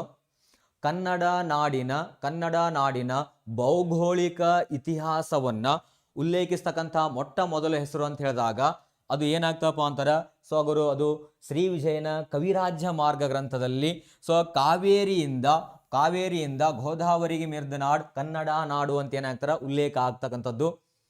ಅಷ್ಟೇ ಅಲ್ಲ, ಕಮ್ ಅಧಿಕ್ ನಾಡು ಅಂದ್ರೆ ಅಥವಾ ಕಮ್ಮಿತ್ತು ನಾಡು ಅಂದ್ರೆ ಸುವಾಸನೆಯ ಪ್ರದೇಶ, ಶ್ರೀಗಂಧದ ನಾಡು ಅಂತ ಹೇಳಿ ಕರೀತಾರ, ಅಥವಾ ಕಪ್ಪು ಮಣ್ಣಿನ ನಾಡು, ಶ್ರೀಗಂಧದ ನಾಡು ಅಂತ ಏನಾಗ್ತಾರ ಉಲ್ಲೇಖ ಆಗಿರ್ತಕ್ಕಂಥದ್ದು. ಎಸ್, ಹಾಗಾದ್ರೆ ಅತಿ ದೀರ್ಘಕಾಲವರೆಗೆ ಏನಾಗಿ ನೋಡ್ತಾ ಹೋದಾಗ ನಮ್ಮ ಏರಿಯಾದೊಳಗೆ ಬಹಳಷ್ಟು ಏನಾಗ್ತಪ್ಪ ಅಂತಾರ, ಬಹಳಷ್ಟು ಇರ್ತಕ್ಕಂಥ ಏರಿಯಾದೊಳಗೆ ವಿಸ್ತಾರವಾಗಿರ್ತಕ್ಕಂಥ ಮಣ್ಣು ಅಂತಂದ್ರೆ ಅದು ಕೆಂಪು ಮಣ್ಣು ಆಗ್ತದೆ. SDA ಕ್ವಶನ್ ಅದು. ಕೆಂಪು ಮಣ್ಣು ಅತಿ ವಿಸ್ತಾರವಾಗಿರ್ತಕ್ಕಂಥ ಮಣ್ಣು. ಕಪ್ಪು ಮಣ್ಣು ಫಲವತ್ತತೆ ಇರುವುದರಿಂದ ಇದನ್ನ ಕಪ್ಪು ಮಣ್ಣಿನ ನಾಡು ಅಂತ ಹೇಳಿ ಕರೀತಾರ. ಮತ್ತೆ ಅಷ್ಟೇ ಅಲ್ಲ, ಶ್ರೀಗಂಧದ ಮರಗಳು ಸಾಕಷ್ಟು ಕಂಡು ಬರುವುದರಿಂದ ಶ್ರೀಗಂಧದ ನಾಡು ಅಂತ ಹೇಳಿ ಕರೀತಕ್ಕಂಥದ್ದು. ಪ್ರಶ್ನೆನ ಹಿಂಗೆ ಕೇಳುವುದಿಲ್ಲ, ಶ್ರೀಗಂಧದ ಮರಗಳು ಯಾವ ಅರಣ್ಯದಲ್ಲಿ ಕಂಡು ಬರ್ತದ? ಪ್ರಶ್ನೆ ಇದು, SDA ಕ್ವಶನ್. ಶ್ರೀಗಂಧದ ಮರಗಳು ಎಲೆ ಉದುರುವ ಕಾಡುಗಳಲ್ಲಿ ಏನಾಗ್ತಪ್ಪ ಅಂತಾರೆ, ಸೊ ಕಂಡು ಬರ್ತಕ್ಕಂಥದ್ದು. ಇದು ಕನ್ನಡ ನಾಡಿನ ಭಾಷೆಯ ಪ್ರಾಚೀನತೆ, ಕನ್ನಡ ನಾಡಿನ ಪ್ರದೇಶದ ಪ್ರಾಚೀನತೆ. ಸೊ ಹಾಗಾದ್ರೆ ಇವೆಲ್ಲ ಏನಾಗ್ತಾರ ಕನ್ನಡ ನಾಡಿನ ಅರ್ಥದ ಉಲ್ಲೇಖಗಳು ಏನಾಗ್ತಾರ ಕಂಡು ಬರ್ತಕ್ಕಂಥದ್ದು. So each and every one points ಅನ್ನ ವಿದ್ಯಾರ್ಥಿಗಳೇ ಒಂದು ನೋಟ್ಸ್ ಮಾಡಿ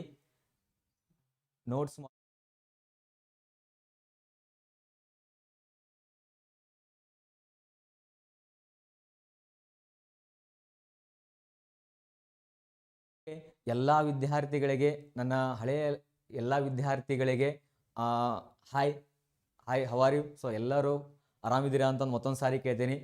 ಮತ್ತು 28 ಮತ್ತು 29 ಮತ್ತು 30ನೇ ಬ್ಯಾಚಿಗೆ ಕಂಟಿನ್ಯೂ ಬರ್ತೇನೆ. ಸೊ ಎಲ್ಲರೂ ಈ ವಿಡಿಯೋವನ್ನು ಶೇರ್ ಮಾಡಿ ಮತ್ತು ಸಬ್ಸ್ಕ್ರೈಬ್ ಮಾಡಿ ಮತ್ತು ಲೈಕನ್ನು ಕೊಡ್ರಿ. So once again thank you and all my dear student. ಮುಂದಿನ ದಿನಮಾನಗಳಲ್ಲಿ ನೀವೆಲ್ಲ ರಾಜ್ಯ ಸರ್ಕಾರ ಮತ್ತು ಕೇಂದ್ರ ಸರ್ಕಾರದಲ್ಲಿ ಪ್ರಮುಖ ಪಾತ್ರವನ್ನು ವಹಿಸ್ರಿ ಅಂತ ಹೇಳ್ತೀನಿ. ಸೊ ಹಾಗಾದರೆ ಇವೆಲ್ಲ ಏನಾಗ್ತಾರ ಕನ್ನಡ ನಾಡು, ಕನ್ನಡ ನಾಡಿನ ಭಾಷೆಯ ಬಗ್ಗೆ ಆದ್ರ ವಿಶೇಷವಾಗಿ the next one topic yes okay ಮೂಲಾಧಾರಗಳು means the source of the Karnataka history. Okay, the main source the ಪ್ರಾಚೀನ ಕಾಲದ ವಸ್ತುಗಳ ಅಥವಾ ಅವಶೇಷಗಳ ಮತ್ತು ಅವಶೇಷಗಳ ಅಧ್ಯಯನವನ್ನ ಆರ್ಕಿಯಾಲಜಿ ಅಂತ ಹೇಳಿ ಕರೀತಕ್ಕಂಥದ್ದು. ಸರಿ, ಓಕೆ. ದ ಫಸ್ಟ್ ಒನ್ ಭೂ ಉತ್ಖನನ ಅಂದ್ರೆ ಏನು? ಸಿಂಪಲ್, ಭೂಮಿಯನ್ನ ವೈಜ್ಞಾನಿಕವಾಗಿ ಏನ್ ಮಾಡೋದಪ್ಪ ಅಂದ್ರೆ ಅಗೆಯೋದು. ಓಕೆನಾ? ಸೊ ಭೂಮಿಯನ್ನ ವೈಜ್ಞಾನಿಕವಾಗಿ ಅಗೆದು ಅವಶೇಷಗಳನ್ನ ಪತ್ತೆ ಹಚ್ಚತಕ್ಕಂಥದ್ದನ್ನ ಭೂ ಉತ್ಖನನ ಅಂತ ಹೇಳಿ ಕರಿತೀವಿ. ಭೂಮಿಯನ್ನ ಸೊ ವೈಜ್ಞಾನಿಕವಾಗಿ ಅಗೆಯುದು ಅಂದ್ರೆ ಸೊ ಸಾಕಷ್ಟು ವೈಜ್ಞಾನಿಕವಾಗಿ ಅಗೆದು ಸೊ ಹಲವಾರು ಪುರಾತನ ಅವಶೇಷಗಳು, ಪುರಾತನ ವಸ್ತುಗಳನ್ನ ಫೈಂಡ್ ಮಾಡಿ ಇದು ಪ್ಯಾಲಿಯೋಲಿಥಿಕ್ ಏಜು ಅಥವಾ ಇದು ಮೆಸೋಲಿಥಿಕ್ ಏಜು ಅಥವಾ ಇದು ನಿಯೋಲಿಥಿಕ್ ಏಜು ಅವನ್ನೆಲ್ಲ ಫೈಂಡ್ ಮಾಡಿ ಇತಿಹಾಸವನ್ನ ಗುರುತಿಸ್ತಕ್ಕಂಥದ್ದು ಅದು ಭೂ ಉತ್ಖನನ ಅಂತ ಹೇಳಿ ಕರಿತೀವಿ. ಸೊ ವಿದ್ಯಾರ್ಥಿಗಳೇ, ಪ್ರಶ್ನೆ ಬರ್ತಕ್ಕಂಥದ್ದು ಆ ಡೆಫಿನೇಷನ್ ಅಲ್ಲ, ಇಲ್ಲಿ ಏನ್ ಬರ್ತದೆ ಅಂತಾರ. ಹಾಗಾದ್ರೆ ಭೂ ಉತ್ಖನನದಿಂದ ದೊರೆತ ವಸ್ತುಗಳಿದಾವಲ್ಲ, ಕಾರ್ಬನ್ 14 ವಿಧಾನ ಎಕ್ಸಾಮ್ ಬಂದಿರತಕ್ಕಂಥ ಪ್ರಶ್ನೆ ಇದು. ಕಾರ್ಬನ್ 14 ವಿಧಾನಕ್ಕೆ ಒಳಪಡಿಸಿ ಅದರ ಕಾಲವನ್ನ ಮತ್ತೆ ವಯಸ್ಸನ್ನ ಪತ್ತೆ ಹಚ್ಚತಕ್ಕಂಥದ್ದು. ಹಾಗಾದ್ರೆ ಕಾರ್ಬನ್ 14 ವಿಧಾನವನ್ನ ಬಳಸಿ ಅದರ ಕಾಲವನ್ನ ಮತ್ತೆ ವಯಸ್ಸನ್ನ ಪತ್ತೆ ಹಚ್ತಾ ಇದ್ದಾರಾ? ಸೊ ವಿದ್ಯಾರ್ಥಿಗಳೇ, ಬಟ್ ಪ್ರೆಸೆಂಟ್ ಆಗಿ ಕಾರ್ಬನ್ 14 ವಿಧಾನ ಎಕ್ಸಾಕ್ಟ್ ಡೇಟ್ ಹೇಳ್ತಾ ಇಲ್ಲ. ಹಾಗಾಗಿ ಪ್ರಸ್ತುತ ಕಾರ್ಬನ್ 14 ವಿಧಾನದ ಬದಲಾಗಿ ಪೊಟ್ಯಾಷಿಯಂ ವಿಧಾನವನ್ನು ಬಳಸ್ತಾ ಇದ್ದಾರೆ ಆರ್ಕಿಯಾಲಜಿ ಡಿಪಾರ್ಟ್ಮೆಂಟ್ನವರು. ಈ ಪೊಟ್ಯಾಷಿಯಂ ವಿಧಾನ ಮೋಸ್ಟ್ ಇಂಪಾರ್ಟೆಂಟ್. ಸೊ ಪೊಟ್ಯಾಷಿಯಂ ವಿಧಾನ ಸಾಕಷ್ಟು ನಿಖರವಾದ ಕಾಲಮಾನವನ್ನ, ಅದು ವಸ್ತು ಆಗಿರ್ಬೋದು, ಸ್ಮಾರಕ ಆಗಿರ್ಬೋದು, ಅದು ಕಲ್ಲಾಗಿರ್ಬೋದು, ಮತ್ತೆ ಅಲ್ಲಿರ್ತಕ್ಕಂಥ ಪಳವಳಿಕೆ ಆಗಿರ್ಬೋದು, ನಿಖರವಾದ ಕಾಲಮಾನವನ್ನ ಬಳಸುವ ಕಾರಣ ಪೊಟ್ಯಾಷಿಯಂ ವಿಧಾನವನ್ನು ಬಳಸ್ತಾ ಇದ್ದಾರಾ? Yes, okay. The next one, ಇದು ಭೂ ಉತ್ಖನನ ಆದ್ರ the most important are there in the source inscription. ಬಹಳಷ್ಟು ಪ್ರಮುಖವಾಗಿರ್ತಕ್ಕಂಥದ್ದು ಈ ಇನ್ಸ್ಕ್ರಿಪ್ಷನ್ ಅಂತ ಹೇಳಿ ಕರಿತೀವಿ ನಾವು, ಶಾಸನಗಳು ಅಂತ ಹೇಳಿ ಕರಿತಕ್ಕಂಥದ್ದು. ನಮ್ಮ ಕರ್ನಾಟಕ ಇತಿಹಾಸ ಆಗಿರ್ಬೋದು, ಭಾರತ ಇತಿಹಾಸ ಆಗಿರ್ಬೋದು, ಅದರೆಲ್ಲರ ಬಗ್ಗೆ ಏನಾಯ್ತಪ್ಪ ಅಂದ್ರೆ ಈ ಶಾಸನಗಳು ಬಹಳ ಇಂಪಾರ್ಟೆಂಟ್ ಆಗಿರ್ತಕ್ಕಂಥ ಆಧಾರಗಳಾಗ್ತದ. ಒಂದು ಕ್ವಶನ್ ಬಂದಿದೆ, ಶಾಸನಗಳ ಅಧ್ಯಯನಕ್ಕೆ ಎಪಿಗ್ರಾಫಿ ಅಂತ ಹೇಳಿ ಕರೀತಾರ. ಶಾಸನಗಳ ಅಧ್ಯಯನಕ್ಕೆ ಎಪಿಗ್ರಾಫಿ ಅಂತ ಏನಾಗ್ತಾರೆ ಕರೀತಕ್ಕಂಥದ್ದು. ಎಸ್, ಹಾಗಾದ್ರೆ ಇದು PC ಕ್ವಶನ್. ಭಾರತದ ಪುರಾತತ್ವ ಇಲಾಖೆಯನ್ನ 1861ರಲ್ಲಿ ಲಾರ್ಡ್ ಕನ್ನಿಂಗ್ಹ್ಯಾಮ್ ಏನಾಗ್ತಪ್ಪ ಅಂತಂದ್ರೆ ಏನಾಗ್ತಾರ ಸ್ಥಾಪನೆ ಮಾಡ್ತಕ್ಕಂಥದ್ದು. ಅದು ನವದೆಹಲಿ ಒಳಗ ಪ್ರಾರಂಭಿಸ್ತಾನ. ನೀವು ಬಹಳ ನೆಟ್ ಒಳಗೆ ಹೊಡೆದ್ರೆ ಏನು ಬರ್ತಂದ್ರೆ 1904 ಅದು ಲಾರ್ಡ್ ಕರ್ಜನ್ ಅಂತ ಹೇಳಿ ಬರ್ತದ. ಅದು ಕಾಯ್ದೆ ಅಲ್ಲ, ಅದು ಏನಾಗಿರ್ತದಪ್ಪ ಅಂತಂದ್ರೆ 1904ರಲ್ಲಿ ಲಿಸನ್ ಇಯರ್ 1904 ಇದೆಯಲ್ಲ, 1904ರಲ್ಲಿ ಲಾರ್ಡ್ ಕರ್ಜನ್ ಏನ್ ಮಾಡ್ತಾರಪ್ಪ ಅಂತಂದ್ರೆ ಲಾರ್ಡ್ ಕರ್ಜನ್ ಏನಾಗ್ತಪ್ಪ ಅಂತಂದ್ರೆ ಅದು ಬ್ರಿಟಿಷ್ ಭಾರತ ಪುರಾತತ್ವ ಇಲಾಖೆಯನ್ನ ಪ್ರಾರಂಭಿಸ್ತಕ್ಕಂಥದ್ದು ಅಲ್ಲ, ಕಾಯ್ದೆಯನ್ನ ಪ್ರಾರಂಭಿಸ್ತಾರ. ಲಾರ್ಡ್ ಕರ್ಜನ್ ಬ್ರಿಟಿಷ್ ಭಾರತ ಪುರಾತನ ಸಂರಕ್ಷಣಾ ಕಾಯ್ದೆಯನ್ನ ಜಾರಿಗೆ ತರತಕ್ಕಂಥದ್ದು. ಇದು PC ಕ್ವಶನ್ಸ್ ಆಗಿರುವುದರಿಂದ ಭಾರತದ ಪುರಾತತ್ವ ಇಲಾಖೆಯನ್ನ 1861ರಲ್ಲಿ ಲಾರ್ಡ್ ಕನ್ನಿಂಗ್ಹ್ಯಾಮ್ ಏನಾಗ್ತಾರ ನವದೆಹಲಿ ಒಳಗ ಏನಾಗ್ತದ ಪ್ರಾರಂಭಿಸ್ತಕ್ಕಂಥದ್ದು. ನವದೆಹಲಿ ಒಳಗ ಪ್ರಾರಂಭಿಸ್ತಾರ. ಎಸ್, ಹಾಗಾದ್ರೆ ಅದರ ಮೊದಲ ಅಧ್ಯಕ್ಷರು ಲಾರ್ಡ್ ಕನ್ನಿಂಗ್ಹ್ಯಾಮ್ನೇ ಆಗಿರ್ತಾರ. Yes, okay. Next one, this very important. Next exam ಕೇಳ್ಬೋದು ಇದನ್ನ. ಈಗ ಭಾರತೀಯ ಪುರಾತತ್ವ ಇಲಾಖೆ ಕೇಳಿದಾರ ಅಂದ್ರ ನೆಕ್ಸ್ಟ್ ಕರ್ನಾಟಕದ್ದು ಕೇಳ್ಬೋದಲ್ಲ. ಎಸ್, ಕರ್ನಾಟಕದ ಪುರಾತತ್ವ ಇಲಾಖೆ ಇದೆಯಲ್ಲ, ಮೈಸೂರಿನ ದಿವಾನರಾಗಿರ್ತಕ್ಕಂತಹ ಶೇಷಾದ್ರಿ ಅಯ್ಯರ್ 1890ರಲ್ಲಿ ಬೆಂಗಳೂರೊಳಗ ಪ್ರಾರಂಭಿಸ್ತಾರ. ಹಾಗಾದ್ರೆ ಕರ್ನಾಟಕ ಪುರಾತತ್ವ ಇಲಾಖೆಯನ್ನ ಕೆ ಶೇಷಾದ್ರಿ ಅಯ್ಯರ್ 1890ರಲ್ಲಿ ಬೆಂಗಳೂರೊಳಗ ಪ್ರಾರಂಭಿಸ್ತಕ್ಕಂಥದ್ದು. ದ ನೆಕ್ಸ್ಟ್ ಒನ್, ಹಾಗಾದ್ರೆ ಇದರ ಮೊದಲ ಅಧ್ಯಕ್ಷರು BL ರೈಸ್. ಅಂತ ಏನಾಗ್ತಾರ ಕರೀತಕ್ಕಂಥದ್ದು. ಇದು ಮೇನ್ ಇನ್ಸ್ಕ್ರಿಪ್ಷನ್ಗಳ ಬಗ್ಗೆ ಸ್ವಲ್ಪ ಇಂಡೆಕ್ಸ್ ಆಗ್ತದ, ಪರಿವಿಡಿ ಆಗ್ತದ. ದ ನೆಕ್ಸ್ಟ್ ಒನ್ ನೋಡ್ತಾ ಹೋದಾಗ ಎಸ್, ಓಕೆ, ದ ಅಶೋಕನ ಕಾಲದ ಶಾಸನಗಳು. ನೀವು ಬಾಯ್ಹಟ್ ಹಾಕಿಟ್ಕೊಂಡ್ರು ಅಡ್ಡಿ ಇಲ್ಲ, ಬಹಳಷ್ಟು ಇಂಪಾರ್ಟೆಂಟ್. ಹೌದಾ, ಇವು ಇನ್ಸ್ಕ್ರಿಪ್ಷನ್ ಪಿಕ್ಚರ್ಸ್ ಇದೆ ನೋಡ್ರಿ. One picture is the equal to 1000 words. ಒಂದು ಪಿಕ್ಚರ್ಸು 1000 ಪದಗಳಿಗೆ ಸಮಾನ ಆಗಿರ್ತದ. ಸ್ವಲ್ಪ ನೋಡ್ರಿ.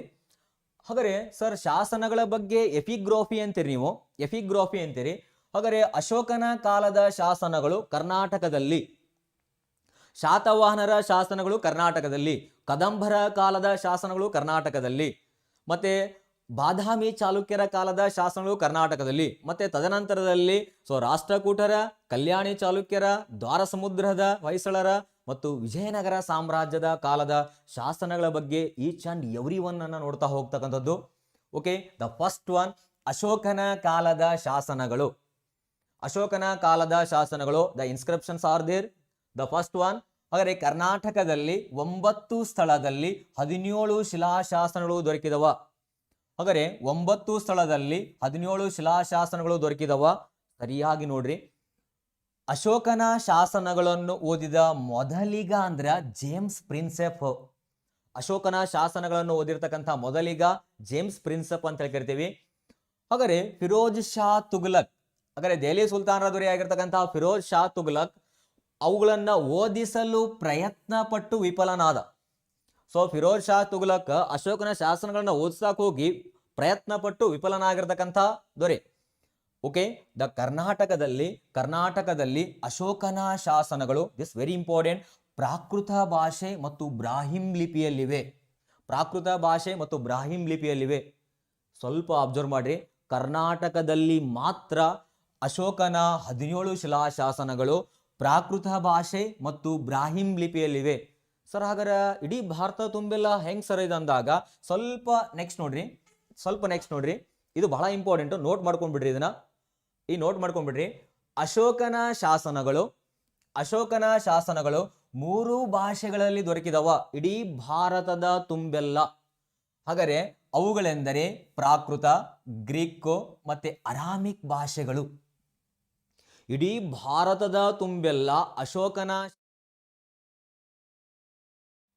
ಭಾಷೆಗಳು ಏನಾಗ್ತಪ್ಪ ಅಂದ್ರೆ ಒಂದು ಪ್ರಾಕೃತ ಭಾಷೆ ಮತ್ತು ಗ್ರೀಕ್ ಭಾಷೆ ಮತ್ತು ಅರಾಮಿಕ್ ಏನಾಗ್ತಪ್ಪ ಅಂತಾರ. ಸೊ ಭಾಷೆಗಳಲ್ಲಿ ಏನಾಗ್ತಪ್ಪ ಅಂತಾರ ದೊರಕಿರ್ತಕ್ಕಂಥದ್ದು. ವಿಶೇಷವಾಗಿ ಅವು ಭಾಷೆ ಆದ್ರ ಅಶೋಕನ ಶಾಸನಗಳು ಬ್ರಾಹಿಂ ಲಿಪಿ ಒಳಗ, ಲಿಸನಿಯ ಲಿಪಿ, ಕರೋಸ್ಟಿ ಲಿಪಿ ಒಳಗ, ಮತ್ತೆ ಗ್ರೀಕ್ ಲಿಪಿ ಒಳಗ ಮತ್ತು ಅರಾಮಿಕ್ ಏನಾಗ್ತಪ್ಪ ಅಂದ್ರ ಲಿಪಿ ಒಳಗ ದೊರಕಿರ್ತಕ್ಕಂಥದ್ದು. ಭಾಷೆ ಅಂದ್ರ ಅದು ಪ್ರಾಕೃತ, ಗ್ರೀಕ್, ಅರಾಮಿಕ್ ಭಾಷೆ. ಲಿಪಿ ಅಂತಂದ್ರೆ ಸೊ ಬ್ರಾಹಿಂ, ಕರೋಸ್ಟಿ ಮತ್ತೆ ಗ್ರೀಕ್ ಮತ್ತು ಅರಾಮಿಕ್ ಲಿಪಿ. ಬಟ್ ಕರ್ನಾಟಕದಲ್ಲಿ ನೋಡ್ತಾ ಹೋದಾಗ ಪ್ರಾಕೃತ ಭಾಷೆ, ಬ್ರಾಹಿಂ ಲಿಪಿ ಒಳಗೆ ಅಷ್ಟೇ ಶಾಸನ ಸಿಕ್ಕಿದವ. ಸರ್ ಹಾಗಾದ್ರೆ ಯಾವ ಸ್ಥಳದಲ್ಲಿ ಸಿಕ್ಕಿದವ ಅಶೋಕನ ಶಾಸನಗಳು ಎಲ್ಲಿ ಸಿಕ್ಕಿದವ? ದ ಫಸ್ಟ್ ಒನ್, ರಾಯಚೂರು ಜಿಲ್ಲೆಯ ಮಸ್ಕಿ ಇರ್ಬೋದು. ಬಹಳಷ್ಟು ಜನ ರಾಯಚೂರವರು ಅದಿರಿ. ಬಹಳಷ್ಟು ಜನ ಏನಾಗ್ತಪ್ಪ ಅಂದ್ರೆ HK ಇಂದ ಬಂದಿರತಕ್ಕಂಥ ಸಾಕಷ್ಟು ವಿದ್ಯಾರ್ಥಿಗಳು ಬರ್ತೀರಿ, ಆ ಗುರುಕುಲ ಕರಿಯರ್ ಅಕಾಡೆಮಿ ಒಳಗಾಗಿರ್ಬೋದು. ಸೊ ಹಾಗಾದ್ರೆ ಇಲ್ಲಿ ರಾಯಚೂರು ಬಹಳ ಜನರ ಊರಾಗಿರ್ಬೋದು, ಆ ರಾಯಚೂರಿನ ಮಸ್ಕಿ ಆಗಿರ್ಬೋದು. ಮತ್ತೆ ಕೊಪ್ಪಳ ಜಿಲ್ಲೆ, ಬಹಳ ಜನ ಕೊಪ್ಪಳ ಜೊತೆ, ಕೊಪ್ಪಳ ಜಿಲ್ಲೆಯ ಗವಿಮಠ ಮತ್ತು ಪಾಲ್ಕಗೊಂಡ, ಇವನು ಬಾಯಾಟ ಹಾಕಿ ಬರ್ಕೊಳಕ ಅಡ್ಡಿ ಇಲ್ಲ. ಎಸ್. ಮತ್ತೆ ಚಿತ್ರದುರ್ಗ ಜಿಲ್ಲೆಯ ಬ್ರಹ್ಮಗಿರಿ, ಸಿದ್ದಾಪುರ ಮತ್ತು ಜಟ್ಟಿಂಗರಾಮೇಶ್ವರ. ಮತ್ತೆ ಬಳ್ಳಾರಿ ಜಿಲ್ಲೆಯ ನಿಟ್ಟೂರು ಮತ್ತೆ ಉದಯಗೊಳಂ. ಮತ್ತೆ ಯಾದಗಿರಿ ಜಿಲ್ಲೆಯ ಸನ್ನತಿಗಳು ಅತ್ಯಂತ ಪ್ರಮುಖವಾಗಿರ್ತಕ್ಕಂಥ ಅಶೋಕನ ಶಾಸನಗಳು. ರಾಯಚೂರು ಜಿಲ್ಲೆಯ ಮಸ್ಕಿ, ಲಿಸನಿಯರ್, ರಾಯಚೂರು ಜಿಲ್ಲೆಯ ಮಸ್ಕಿ. ಆಮೇಲೆ ಕೊಪ್ಪಳ ಜಿಲ್ಲೆಯ ಗವಿಮಠ ಮತ್ತು ಪಾಲ್ಕಗೊಂಡ, ಮತ್ತೆ ಚಿತ್ರದುರ್ಗ ಜಿಲ್ಲೆಯ ಬ್ರಹ್ಮಗಿರಿ, ಸಿದ್ದಾಪುರ ಮತ್ತು ಜಟ್ಟಿಂಗರಾಮೇಶ್ವರ. ಹಾಗಾದರೆ ಬಳ್ಳಾರಿ ಜಿಲ್ಲೆಯ ನಿಟ್ಟೂರು ಮತ್ತೆ ಉದಯಗೊಳಂ. ಆಮೇಲೆ ಯಾದಗಿರಿ ಜಿಲ್ಲೆಯ ಸನ್ನತಿಗಳು ಅತ್ಯಂತ ಪ್ರಮುಖವಾಗಿರ್ತಕ್ಕಂತಹ ಶಾಸನಗಳು. ಓಕೆ, ದ ನೆಕ್ಸ್ಟ್ ಒನ್ ನೋಡ್ತಾ ಹೋದಾಗ ಹಾಗಾದರೆ ಅಶೋಕನ ಶಾಸನಗಳನ್ನ ಎಕ್ಸ್ಪೆಷಲಿ ಚಿತ್ರದುರ್ಗದ ಶಾಸನಗಳನ್ನ 1892ರಲ್ಲಿ BL ರೈಸ್ ಫೈಂಡ್ ಮಾಡ್ತಾರ. ಅವನ ಹುಡುಕ್ತಕ್ಕಂಥದ್ದು ಮತ್ತೆ ಸಂಶೋಧನೆ ಮಾಡ್ತಕ್ಕಂಥದ್ದು. ಹಾಗಾದರೆ ರಾಯಚೂರು ಜಿಲ್ಲೆಯ ಶಾಸನವನ್ನ 1915ರಲ್ಲಿ ಫ್ರಾನ್ಸಿಸ್ ಬೆಡನ್. ಸೊ 1915ರಲ್ಲಿ ಫ್ರಾನ್ಸಿಸ್ ಬೆಡನ್ ಏನಾಗ್ತಾರ ಸಂಶೋಧನೆ ಮಾಡ್ತಕ್ಕಂಥದ್ದು. ಹಾಗಾದರೆ ಕೊಪ್ಪಳ ಜಿಲ್ಲೆಯ ಶಾಸನಗಳನ್ನ 1931ರಲ್ಲಿ ನಾರಾಯಣ ಶಾಸ್ತ್ರಿ ಅವನನ್ನ ಫೈಂಡ್ ಮಾಡ್ತಾರ. ತದನಂತರದಲ್ಲಿ ಬಳ್ಳಾರಿ ಜಿಲ್ಲೆಯ ಶಾಸನಗಳನ್ನ ಸೊ 1972 ಮೀನ್ಸ್ 1972ರಲ್ಲಿ ಶ್ರೀನಾಥ್ ಅವರು ಸೊ ಪತ್ತೆ ಹಚ್ಚತಕ್ಕಂಥದ್ದು. Many inscriptions are there in Ashoka inscription Karnataka, especially ನೋಡ್ತಾ ಹೋದಾಗ ಸೊ ದ ಫಸ್ಟ್ ಒನ್ ಇಲ್ಲಿ ನೋಡ್ತಾ ಹೋದಾಗ ಚಿತ್ರದುರ್ಗದ ಶಾಸನಗಳನ್ನ ಸೊ BL ರೈಸ್ 1892 ಮತ್ತೆ ಫ್ರಾನ್ಸಿಸ್ ಬೆಡನ್ ಏನಾಗ್ತಪ್ಪ ಅಂತಾರ ರಾಯಚೂರು ಜಿಲ್ಲೆಯಲ್ಲಿ ಅಶೋಕನ ಶಾಸನವನ್ನ, ಅದು ಮಸ್ಕಿ ಶಾಸನವನ್ನ ಪತ್ತೆ ಹಚ್ಚತಕ್ಕಂಥದ್ದು 1915ರಲ್ಲಿ. ನೆಕ್ಸ್ಟ್ ನೋಡ್ತಾ ಹೋದಾಗ ನಾರಾಯಣ ಶಾಸ್ತ್ರಿ 1931ರಲ್ಲಿ ಕೊಪ್ಪಳ ಜಿಲ್ಲೆಯ ಶಾಸನಗಳನ್ನ, ಸೊ ಶ್ರೀನಾಥ್ ಅವರು 1972ರಲ್ಲಿ ಬಳ್ಳಾರಿ ಜಿಲ್ಲೆಯೊಳಗ ಶಾಸನಗಳನ್ನ ಫೈಂಡ್ ಮಾಡ್ತಕ್ಕಂಥದ್ದು. Yes. Okay, the next one ನೋಡ್ತಾ ಹೋದಾಗ ಇದ್ರ ಬಗ್ಗೆ ನೋಡಿದೇವಿ. ಸೊ ಅವರೇ ಅಶೋಕನ ಶಾಸನಗಳು ಇಡೀ ಭಾರತದ ತುಂಬೆಲ್ಲ ಪ್ರಾಕೃತ, ಗ್ರೀಕ್, ಅರಾಮಿಕ್ ಭಾಷೆ ಒಳಗ, ಆಮೇಲೆ ಬ್ರಾಹಿಂ ಲಿಪಿ, ಕರೋಸ್ಟಿ ಲಿಪಿ, ಗ್ರೀಕ್ ಲಿಪಿ, ಅರಾಮಿಕ್ ಲಿಪಿ ಒಳಗ ಅದಾವ. ಇವೆಲ್ಲ ನೋಡ್ರಿ ಇಲ್ಲಿರ್ತಕ್ಕಂಥ ಬ್ರಾಹ್ಮಿ ಲಿಪಿನ ಬೇರೆ ಐತಿ, ಕರೋಸ್ಟಿ ಲಿಪಿನ ಬೇರೆ ಐತಿ, ಆಮೇಲೆ ಗ್ರೀಕ್ ಲಿಪಿನ ಬೇರೆ ಐತಿ, ಮತ್ತೆ ಅರಾಮಿಕ್ ಲಿಪಿನ ಬೇರೆ ಬೇರೆ ಅದಾವ. ಇವೆಲ್ಲ ಲಿಪಿಗಳು ಭಾಷೆಗಳು ನೋಡಿದಾಗ ಅವು ಪ್ರಾಕೃತ, ಗ್ರೀಕ್ ಮತ್ತೆ ಅರಾಮಿಕ್ ಭಾಷೆಗಳು. ಓಕೆ, ದ ನೆಕ್ಸ್ಟ್ ಒನ್ ನೋಡ್ತಾ ಹೋದಾಗ ದಿಸ್ ಈಸ್ ಮಸ್ಕಿ ಇನ್ಸ್ಕ್ರಿಪ್ಷನ್. ಹಾಗಾದ್ರೆ ಮಸ್ಕಿ ಶಾಸನ ಅಂತ ಹೇಳಿರ್ತಕ್ಕಂಥದ್ದು ರಾಯಚೂರು ಜಿಲ್ಲೆ ಒಳಗೆ ಕಂಡು ಬರ್ತದ. 1915 ಸೊ ಫ್ರಾನ್ಸಿಸ್ ಬೆಡನ್ ಇದನ್ನ ಸಂಶೋಧನೆ ಮಾಡತಕ್ಕಂಥದ್ದು. ಅದಕ್ಕೆ ಹೇಳಿದೆ ನಾನು, 1 picture is equal to 1000 words ಅಂತ ಹೇಳಿ. ಹಾಗಾಗಿ ಈ ಮಸ್ಕಿ ಶಾಸನ ಸ್ವಲ್ಪ ನೋಡ್ಬಿಡ್ರಿ. ಓಕೆ, ದ ನೆಕ್ಸ್ಟ್ ಒನ್ ನೋಡ್ತಾ ಹೋದಾಗ ಇಲ್ಲಿ ನಾವು ಅಶೋಕನ ಶಾಸನ ನೋಡಿದ್ವಿ. The most important in the so ಹಾಗಾದ್ರೆ ಇನ್ಸ್ಕ್ರಿಪ್ಷನ್ ನೋಡ್ತಾ ಹೋದಾಗ ಶಾತವಾಹನರ ಕಾಲದ ಶಾಸನಗಳು ಬಹಳ ಪ್ರಮುಖವಾಗಿರ್ತಕ್ಕಂಥ ಶಾಸನಗಳು. ಪ್ರಶ್ನೆ ಈಗ ಏನು ಕೇಳ್ತಾ ಅಂದ್ರೆ ಯಾರು ಯಾವ ಶಾಸನ ಹೊಡಿಸ್ತಾರ ಅಂತ ಕೇಳ್ಬೋದು. ನಾನು ಅದ್ರ ಬಗ್ಗೆ ಎಕ್ಸ್ಪ್ಲೇನ್ ಅನ್ನ ಮಾಡಿಬಿಡ್ತೀನಿ. ಸೊ ಶಾತವಾಹನರ ಕಾಲದ ಶಾಸನಗಳು. Okay, the first one Nashik ಶಾಸನ. ನಾಸಿಕ್ ಗುಹಾ ಶಾಸನ ಬೇರೆ, ನಾನು ಹೇಳ್ತಾ ಇರೋದು ನಾಸಿಕ್ ಶಾಸನ. ಹಾಗಾದ್ರೆ ನಾಸಿಕ್ ಶಾಸನದ ರಚನೆಕಾರರು ಗೌತಮಿ ಬಾಲಶ್ರೀ. ಗೌತಮಿ ಪುತ್ರ ಶಾತಕರ್ಣಿಯ ಏನಾಗ್ತಾರ ತಾಯಿ ಆಗಿರ್ತಕ್ಕಂಥದ್ದು. ತಾಯಿ ಮಗನ ಸಾಧನೆಗಳ ಬಗ್ಗೆ ಹೊಡಿಸ್ತಕ್ಕಂಥದ್ದು. ಸೊ ರಚನೆಕಾರರು ಗೌತಮಿ ಬಾಲಶ್ರೀ. ಎಸ್, ಭಾಷೆ ನೋಡ್ತಾ ಹೋದಾಗ ಸಂಸ್ಕೃತ ಭಾಷೆಯೊಳಗೆ ರಚನೆ ಆಗಿರ್ತಕ್ಕಂತಹ ಇನ್ಸ್ಕ್ರಿಪ್ಷನ್ ಶಾಸನ. ಈ ಶಾಸನ ಗೌತಮಿ ಪುತ್ರ ಶಾತಕರ್ಣಿಯ ಸಾಧನೆಗಳನ್ನ ತಿಳಿಸದ. ನಾಸಿಕ್ ಶಾಸನ ಗೌತಮಿ ಪುತ್ರ ಶಾತಕರ್ಣಿಯ ಸಾಧನೆಗಳನ್ನ ತಿಳಿಸದ. ಗೌತಮಿ ಬಾಲಶ್ರೀ ಗೌತಮಿ ಪುತ್ರ ಶಾತಕರ್ಣಿಯ ತಾಯಿ. ಎಸ್, ಹಾಗಾದ್ರೆ ಈ ಶಾಸನ ಗೌತಮಿ ಪುತ್ರ ಶಾತಕರ್ಣಿಯನ್ನ ಏಕಬ್ರಾಹ್ಮಣ ಅಂತ ಹೇಳ್ಕರ್ತದ್ದು. ಮೂಲತಃ ವೈದಿಕ ಮತಸ್ಥರು ಶಾತವಾಹನರು. ಈ ಶಾಸನ ಗೌತಮಿ ಪುತ್ರ ಶಾತಕರ್ಣಿಯನ್ನ ಏಕಬ್ರಾಹ್ಮಣ ಅಂತ ಹೇಳ್ಕಿರ್ತಕ್ಕಂಥ ಶಾಸನ. ಈ ಶಾಸನ ಶಾತವಾಹನರ ಸ್ಥಾಪಕನಾದ ಸೀಮುಖನನ್ನ ಕ್ಷತ್ರಿಯರ ದರ್ಪ ಮುರಿದವ. ಹಾಗಾದ್ರೆ ಕ್ಷತ್ರಿಯರ ದರ್ಪ ಮುರಿದವ ಅಂತ ಏನಾಗ್ತಾರ ಹೇಳ್ತಕ್ಕಂತಹ ಶಾಸನ. ಎಸ್, ಓಕೆ, ಈ ಶಾಸನ ಸೊ ಮಹಾರಾಷ್ಟ್ರ ರಾಜ್ಯದೊಳಗೆ ಏನಾಗ್ತಾರ ಕಂಡು ಬರ್ತಕ್ಕಂಥದ್ದು. So most important inscriptions in Satavahanas inscription and Nasik inscription. ವಿದ್ಯಾರ್ಥಿಗಳೇ, ದ ಲಾಸ್ಟ್ ಒನ್ ನೋಡ್ತಾ ಹೋದಾಗ ಇಲ್ಲಿ ಇನ್ನೊಂದು ಶಾಸನ ಬರ್ತದ, ನಾನಾಘಾಟ್ ಶಾಸನ ಅಂತ ಹೇಳಿ ಬರ್ತದ. ಶಾತವಾಹನರ ಕೊನೆಯ ಶಾಸನ. ಸೊ ನಾಸಿಕ್ ಶಾಸನ ಮತ್ತೆ ನಾನಾಘಾಟ್ ಶಾಸನ. ಈ ನಾನಾಘಾಟ್ ಶಾಸನ ರಚನೆಕಾರರು ನಾಗನಿಕ ಅಂತ ಹೇಳಿ ಕರ್ತಕ್ಕಂಥದ್ದು. ಭಾಷೆ ಸಂಸ್ಕೃತ ಭಾಷೆ. ಈ ಶಾಸನವನ್ನ ನಾಗನಿಕ ಅಂದ್ರೆ 1ನೇಯ ಶಾತಕರ್ಣಿಯ ಹೆಂಡತಿ ನಾಗನಿಕ. ಸೊ ಈ ಶಾಸನ ಹೊಡಿಸ್ತಾಳ ಯಾರ ಸಾಧನೆ ಬಗ್ಗೆ ಅಂದ್ರೆ 1ನೇಯ ಶಾತಕರ್ಣಿಯ ಸಾಧನೆಗಳ ಬಗ್ಗೆ ಈ ನಾನಾಘಾಟ್ ಶಾಸನ ಹೇಳ್ತದ.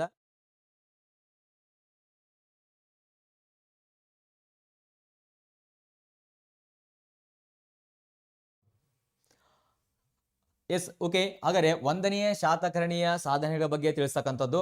ಹಾಗಾದ್ರೆ ನೆಕ್ಸ್ಟ್ ನೋಡ್ತಾ ಹೋದಾಗ ಈ ಶಾಸನ ಏನಾಗ್ತಾರ ಶಾತವಾಹನರ ಸ್ಥಾಪಕನಾಗಿರ್ತಕ್ಕಂತಹ ಸೀಮುಖನನ್ನ ರಾಯಸೀಮುಖ ಅಂತ ಏನಾಗ್ತಪ್ಪ ಅಂತಂದ್ರೆ ಕರಿತಕ್ಕಂಥದ್ದು. ಹಾಗಾದ್ರೆ ಈ ಶಾಸನವೂ ಸಹ ಏನಾಗ್ತಪ್ಪ ಅಂತಂದ್ರೆ ಮಹಾರಾಷ್ಟ್ರ ರಾಜ್ಯದೊಳಗೆ ಏನಾಗ್ತದ ಕಂಡು ಬರ್ತಕ್ಕಂಥದ್ದು. ಇವು ಎರಡೂ ಶಾಸನಗಳು ಅತ್ಯಂತ ಪ್ರಮುಖವಾಗಿರ್ತಕ್ಕಂತಹ ಶಾಸನಗಳು. ಒಂದು ನಾಸಿಕ್ ಶಾಸನ, ಒಂದು ನಾನಾಘಾಟ್ ಶಾಸನ. ಎಸ್, ಹಾಗಾದ್ರೆ ನಿಮ್ಗೊಂದು ಡೌಟ್ ಬರ್ಬೋದು ವಿದ್ಯಾರ್ಥಿಗಳೇ. ಇಲ್ಲಿ ನೋಡ್ತಾ ಹೋದಾಗ ಒಂದು ಕ್ವಶನ್ಸ್ ಅನ್ನ ಕೇಳಿದ್ರಿ.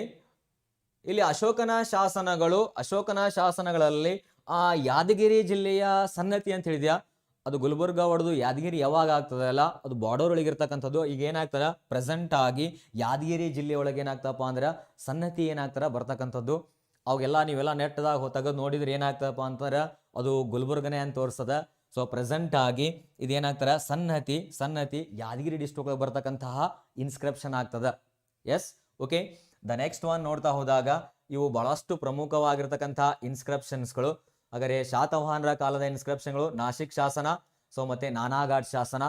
ಸೊ ವಿದ್ಯಾರ್ಥಿಗಳೇ, ಈ ವಿಡಿಯೋವನ್ನ ಸೊ ನೀವು ನೋಡ್ತಾ ಪ್ರತಿಯೊಂದು ಪಾಯಿಂಟ್ಸ್ ಅನ್ನ ನೋಟ್ಸ್ ಅನ್ನ ಮಾಡ್ರಿ.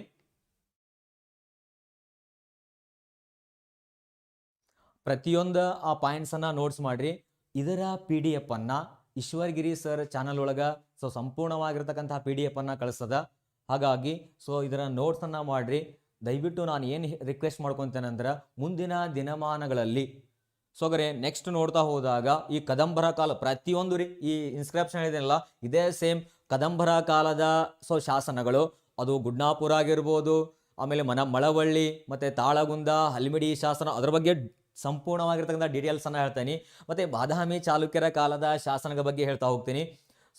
ಸೊ ಪ್ರತಿಯೊಬ್ಬರು ಸೊ ವಿಡಿಯೋವನ್ನು ಸ್ಕಿಪ್ ಮಾಡಿದ್ರೆ ನಿಮ್ಗೆ ಲಾಸ್ ಆಗ್ತದೆ. ಈಚ್ ಆ್ಯಂಡ್ ಎವ್ರಿ ಒನ್ ಪಾಯಿಂಟನ್ನು ಎಕ್ಸ್ಪ್ಲೇನ್ ಮಾಡುವುದರಿಂದ ಸೊ ನೀವೆಲ್ಲರೂ ಸೊ ಲೈಕನ್ನು ಮಾಡಿ, ಸಬ್ಸ್ಕ್ರೈಬನ್ನು ಮಾಡಿ, ಮತ್ತು ಎಲ್ಲದರ ಜೊತೆಗೆ ನೋಟ್ಸನ್ನು ಬರೆದಿಡುವಂಥ ಪ್ರಯತ್ನವನ್ನು ಮಾಡಿ. So next one, yes okay. So okay, ಇಲ್ಲಿ ನೋಡ್ತಾ ಹೋದಾಗ ನಾನಾಘಾಟ್ ಶಾಸನ. ಸೊ ನಾನಾಘಾಟ್ ಶಾಸನ ಹಾಗಾದರೆ ರಚನೆಕಾರರು. So okay complete. So okay, ಇಲ್ಲಿ ನೋಡ್ತಾ ಹೋದಾಗ ಸೊ ಇಲ್ಲಿಲ್ಲ, ಸಾರಿ ಇದನ್ನೊಂದು ತೋರಿಸಲಿಲ್ಲ ನಾನು. ಇಲ್ಲಿ ನೋಡ್ತಾ ಹೋದಾಗ ಇಲ್ಲಿ ನಾನಾಘಾಟ್ ಶಾಸನ ಬಗ್ಗೆ ಎಕ್ಸ್ಪ್ಲೈನ್ ಮಾಡಿದೆ. ಸಾರಿ, ಇಲ್ಲಿ ರಚನೆಕಾರರು ನಾಗನಿಕ ಅಂತ ಹೇಳಿದ್ಯಾ, ಭಾಷೆ ಸಂಸ್ಕೃತ ಅಂತ ಹೇಳಿದ್ಯಾ, ಈ ನಾನಾಘಾಟ್ ಶಾಸನ 1ನೇ ಶಾತಕರ್ಣಿಯ ಸಾಧನೆಗಳ ಬಗ್ಗೆ ತಿಳಿಸ್ತದ ಅಂತ ಹೇಳಿದ್ಯಾ. ಮತ್ತೆ ಶಾತವಾಹನರ ಸ್ಥಾಪಕನಾಗಿರ್ತಕ್ಕಂತಹ ಸಿಮುಖನನ್ನ ಏನಾಗ್ತಾರ ರಾಯ ಸಿಮುಖ ಅಂತ ಹೇಳಿದ್ಯಾ. ಹಾಗಾದ್ರೆ ಇದು ಏನಾಗ್ತಾರ ಮಹಾರಾಷ್ಟ್ರ ರಾಜ್ಯದಲ್ಲಿ ಕಂಡುಬರ್ತದೆ ಅಂತ ಹೇಳಿದ್ಯಾ. ಹಾಗಾದ್ರೆ ಈ ಶಾಸನ ತೋರಿಸ್ಬೇಕಲ್ಲ ನಾನು. ಎಸ್ ಓಕೆ, ನಾನಾಘಾಟ್ ಶಾಸನ ಇದು ಏನಾಗ್ತಾರ ಕಂಡು ಬರ್ತಕ್ಕಂಥದ್ದು, ಇದು ಮಹಾರಾಷ್ಟ್ರ ರಾಜ್ಯ ಒಳಗೆ ಕಂಡು ಬರ್ತಕ್ಕಂತಹ ಶಾಸನ, ಇದು ನಾನಾಘಾಟ್ ಶಾಸನ ಅಂತ ಏನಾಗ್ತಾರ ಕರೀತಕ್ಕಂಥದ್ದು. Yes, thank you and all. Okay.